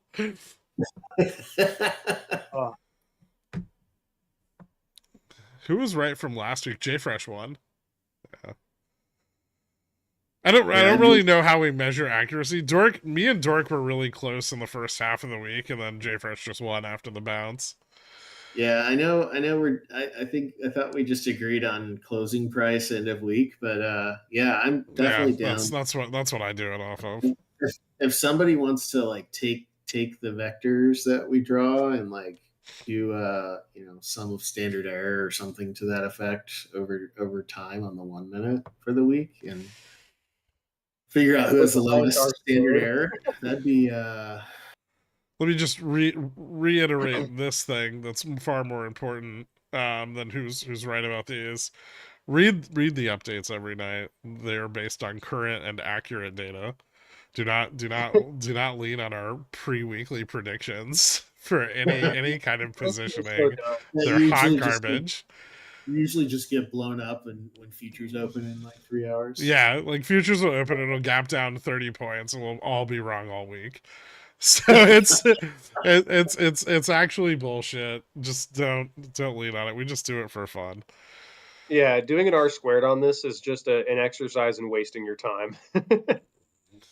That's why I want someone else to do it. Yeah. Well, that was fun. I had a fun time. Yeah, we covered a lot of ground. Quite the circle jerk we accomplished there. I like the part where we like start macro and zoom in on options by the end for the futures pricing of the market. It's a lot of fun. I have fun with it. Yeah. I like to get the broad shit out of it because there's always new stuff every week and it's worth going over. The shitty thing is that, the macro is awful, right? I mean, even bulls aren't all that bullish on the macro, right? Well, yeah, you're not begging for rates to go lower because things are great, right? Yeah. Well, no. I mean, look at futures, right? Like futures are pricing in by December 2024, futures are pricing in 47.85, which is another $185 from where we're at right now. And a quarter of the ground we've covered in the last 3 weeks. So it's really not. Some of that's just put call parity though, right? Yeah, that's true. Rates are so high. But I mean, you look at this, like the banks have all projected like 4,800 to 5,300 for next year, right? Like, and that's like their bullish projection. Tom Lee's just like middle of the pack bull now. He's not even like the bullish. Bullish bull. Deutsche Bank's like the most bullish now. Deutsche's like 4,500 end of 2024. Let's go. You mean 5,500? Or were they 55? No, 45 would be lower. I'm sorry, yeah, 5,400. Guys, I have an idea for an indicator. What? We take the consensus 1-year forecast for SPX price and compare it to Tom Lee's forecast, and that gives us our general sentiment index. Tom Lee is the most consistent bull. I mean, he's been saying 4,800 for 3 years now. Yeah, above 4,800 for 3 years. Yeah. He's also said Bitcoin to 100,000 by the end of the year for 3 consecutive years as well. I don't know why he wants Bitcoin to reach, why the end of the year is the target for Bitcoin, but it is for him. I honestly believe that more than I believe SPX over 4,800. I don't know. Yeah, because Bitcoin is just pure speculation, and there's no reason why it can't go crazy. Yeah, that's true. Yeah. Bitcoin's a tiny market cap too. SPX is fucking giant. I don't know. What did Burry just short? He just shorted socks, and what was the other one? There was something. I think he shorted Nvidia. Yeah, he shorted semiconductors, right? I don't know. Yeah, maybe it was just broadly. I didn't look at his 13F. I probably should have. I don't follow his trades. I just don't see the value in following all that stuff. I know you're just I love Burry. I don't know. His 5 foot's printed though, that's for sure. Yeah. 1 point. Yeah, and what the fuck was up with that? Like everyone was like, "Oh, Burry lost all his money." It's like the market went down 10%. You don't think he closed the fucking position? Like you think he just waited for it to bounce back? 1,000 basis points. He was like, "Ah, shit, I lost it all." No. Him closing his position was probably what sparked the market going back the other way. Probably. Yeah, that's a lot of delta. An asshole. Yeah, unpatriotic fuck. Burry clearly trades with no stops. He runs a firm. He has risk management. Too much risk management. He closed his GME position before the squeeze. He was up like 400%. He's like, I'm out. So Darboy makes a point here. He says he wish he realized a lot earlier that macro is irrelevant for any theta that he's willing to buy, and the majority of PJ's positioning should be based on options positioning exclusively. I want to clarify something, that when we do our macro analysis, that's more so for people with core holdings in a long-term portfolio than it is for someone trying to say like buy puts on SPX, right? There's a big difference. So let me be even more clear. Everything that we talk about is just for our own fun. We just like trying to figure out the puzzle. So do with it whatever the fuck you want. Yeah, it's definitely more pertinent to people. And if you talk to people in the Discord, there is a contingent of people that short the fuck out of the SPX because macro shit is not looking good, right? And there's also a contingent of people that maybe redistribute their 401k or help their parents redistribute their 401ks. I will tell you that one of those sets of people is very happy, the other is not. There are macro events that can have an immediate effect on markets, right? There are macro flows that are in fact in the room with us, but they are few and far between. The realization of those macro effects is not always linear, right? Like it's not always like bad thing happen, market go down. Very often risk off will occur. So if it's really, really bad data, there's a really good chance that the market goes the opposite direction because positioning in the market is not prepared for that data, right? Yeah, think about March 2022. The Fed just raised rates like a motherfucker, and then the market bounced like crazy before tanking. Yep. Or when we were falling on the back end of August in 2022, also, there was like a huge spike in early September. Anytime you're a bear, you need to be like, I forget who said it, but there was a saying that like if everyone's bearish, they're probably wrong, and if everyone's bullish, they can be wrong a little while longer. So if you're bearish and you're sitting on profits, you're killing it, and you should take those profits as they are realized. And then, be very cautious of, entrapping yourself in the trade by like doubling down and stuff. And yeah, there are bear continuations and those things happen, but markets reverse, especially indexes, reverse very, very quickly. Remember that there's a constant flow of money into indexes to the upside at all times. And so, the profitability on bear positions is phenomenal. You could sit on fucking out of the money calls. Like if you'd bought 4600s when we tested 4400 and you'd bought like 30 days of theta, right? You'd probably be fucked at this point because IV has been driven down so fucking hard that you might just be at break even after the $200 move. So playing the long side of these isn't always as as easy as, you know, making money on the downside, but you have so much more time to realize it. You can be wrong for a lot longer. Bears don't get the privilege of any of that. So be Yeah, like cautious. Confirm your oh, downside. You know, make sure that we've broken things like gamma neutral. Make sure we've broken through big positions like the JPM collar. You know, and then add to your puts as it goes down. And then the second it reverses, start pulling them back, because all the other bears are. Don't be caught with like the one with your pants still down in the urinal. You know. Yeah. yeah, I will say this move was so violent and pushed by primarily, you know, short squeezing that I don't think longs have made a whole lot of money, if any money, on the way up, right? I think I can't this find move, one substantial flow metric that indicates people are leveraging long here.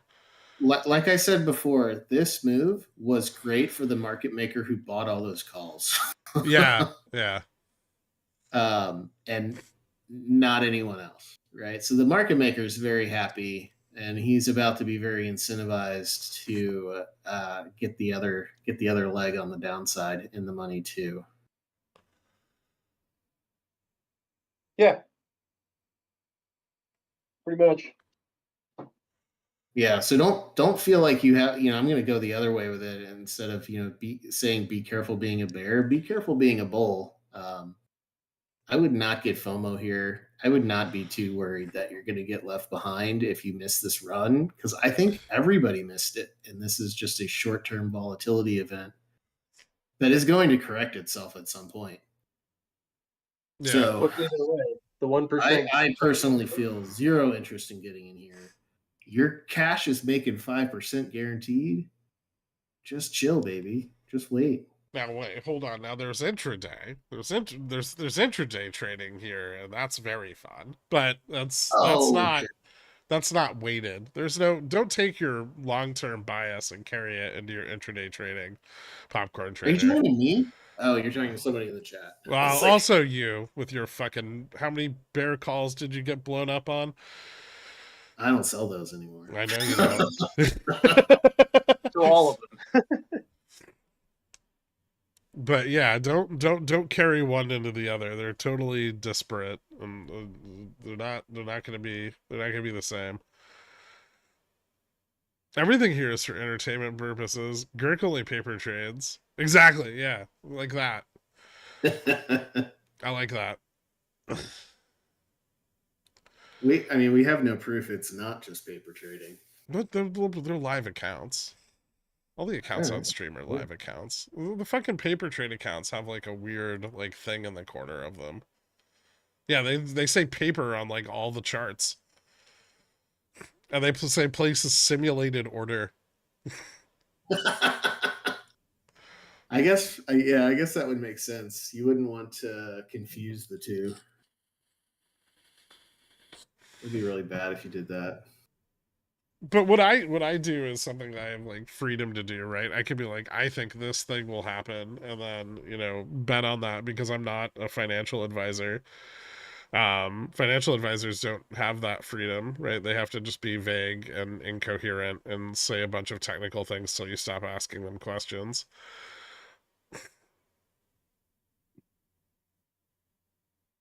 When there's a bubble, rush in. All right. Anyway, I think we got everything plotted out for this week, and we're pretty good to go. Just some words of warning for people who get, you know, too biased in one way or the other. Don't cut your losers. Yep. That's not And don't true. make your Full way- port TLT below 85. Okay, well, so that's been working well, but it's very risky. Yeah, like I said, there's a good chance that it's gonna just keep going down. I can see it going much lower. We could, I think there's a good chance that we could see TLT continue to drop through the entirety of 2024. double your money every 10 years with no risk. You can only buy options out so far. All right, yeah, if you're talking about just buying the fucking underlying, fine. But gross. I do like TLT below 85. That's not a bad price target. But It's not. I mean, I went long TLT when we just dropped. It was awesome. But now I have like 25 calls, and I'm like, I think TLT is gonna go back down again. So that part's kind of shitty, you know, because I spent money on all that theta, and I'm just ultimately not gonna need it. you just do a PMCC on it. Yeah, I could, but a lot of them are already debit spreads, Mm, so lame. it'll just be naked. Yeah, yeah. Just Yep. buy puts. Well, yeah, I'm gonna do that too, but You not could just yet. take profit. Huh? Oh, there's spreads. That's why. Yeah. Yeah, You there's. could short the stock. Yeah, I could. I don't like tying money up on that either. Yeah, and the quarterly dividend kind of sucks because you're paying 5% premium on that with the short. Yeah. So not the most fun thing to I'll short. probably just open up like another like quarterly bear spread when I think it's locally topped, and then just keep the 25s open, and if it dips under like 80 this time, I'll just add to them. Or I could just take profits and short and then reposition long again later. We'll see. I can't wait to see who Dunstan agrees with on the forecasts. He's a fun guy. Yeah, he's been around a long time. He's hilarious too. He's just a funny guy. But I will tell him shit on a shingle is actually no, biscuits and gravy is best done with the sausage grease and not with butter. Mm. If you can render The rest enough of fat out of the sausage, that's the problem. So If you get the right unless you're sausage, storing extra sausage fat somewhere in your kitchen, you could use lard. you get the right sausage, you'll get enough fat out of it. I mean, how much freaking roux do you need to make like 2 servings of gravy? Who's making? You're making. You should be eating 2 servings if you're Yeah, you're making. making a bucket of gravy. Yeah, like the standard serving size does not apply to sausage and biscuits and gravy. It's you eat a double serving at least. You're supposed to eat yourself into a coma, like a good Southerner. Like a whole cup of gravy, like per biscuit. Yeah, well, I mean, the point of it is that you go to church and then you go and you eat your biscuits and gravy and drink your sweet tea, and then you fucking go into an actual coma on your open porch for the rest of the day. A diabetic coma. Yeah. That does sound nice. Mm. All right. All right. Thank you guys for coming on. I appreciate it. It's 4:00. Jesus Christ. You guys have a good one. I'll see you later. All right. Thanks for having me, bud. Absolutely. Thank you, everybody else. I will have Pickles picks out tonight, kind of whenever I feel like it. They'll be out tonight at some point, maybe early in the morning of tomorrow, but they'll be out. Thank you for tuning in. If you guys have any questions, I'll be working at my computer probably for the rest of the day, so feel free to hit me up if there's something you wanted to ask and you didn't get to. I'll be around. Later, guys.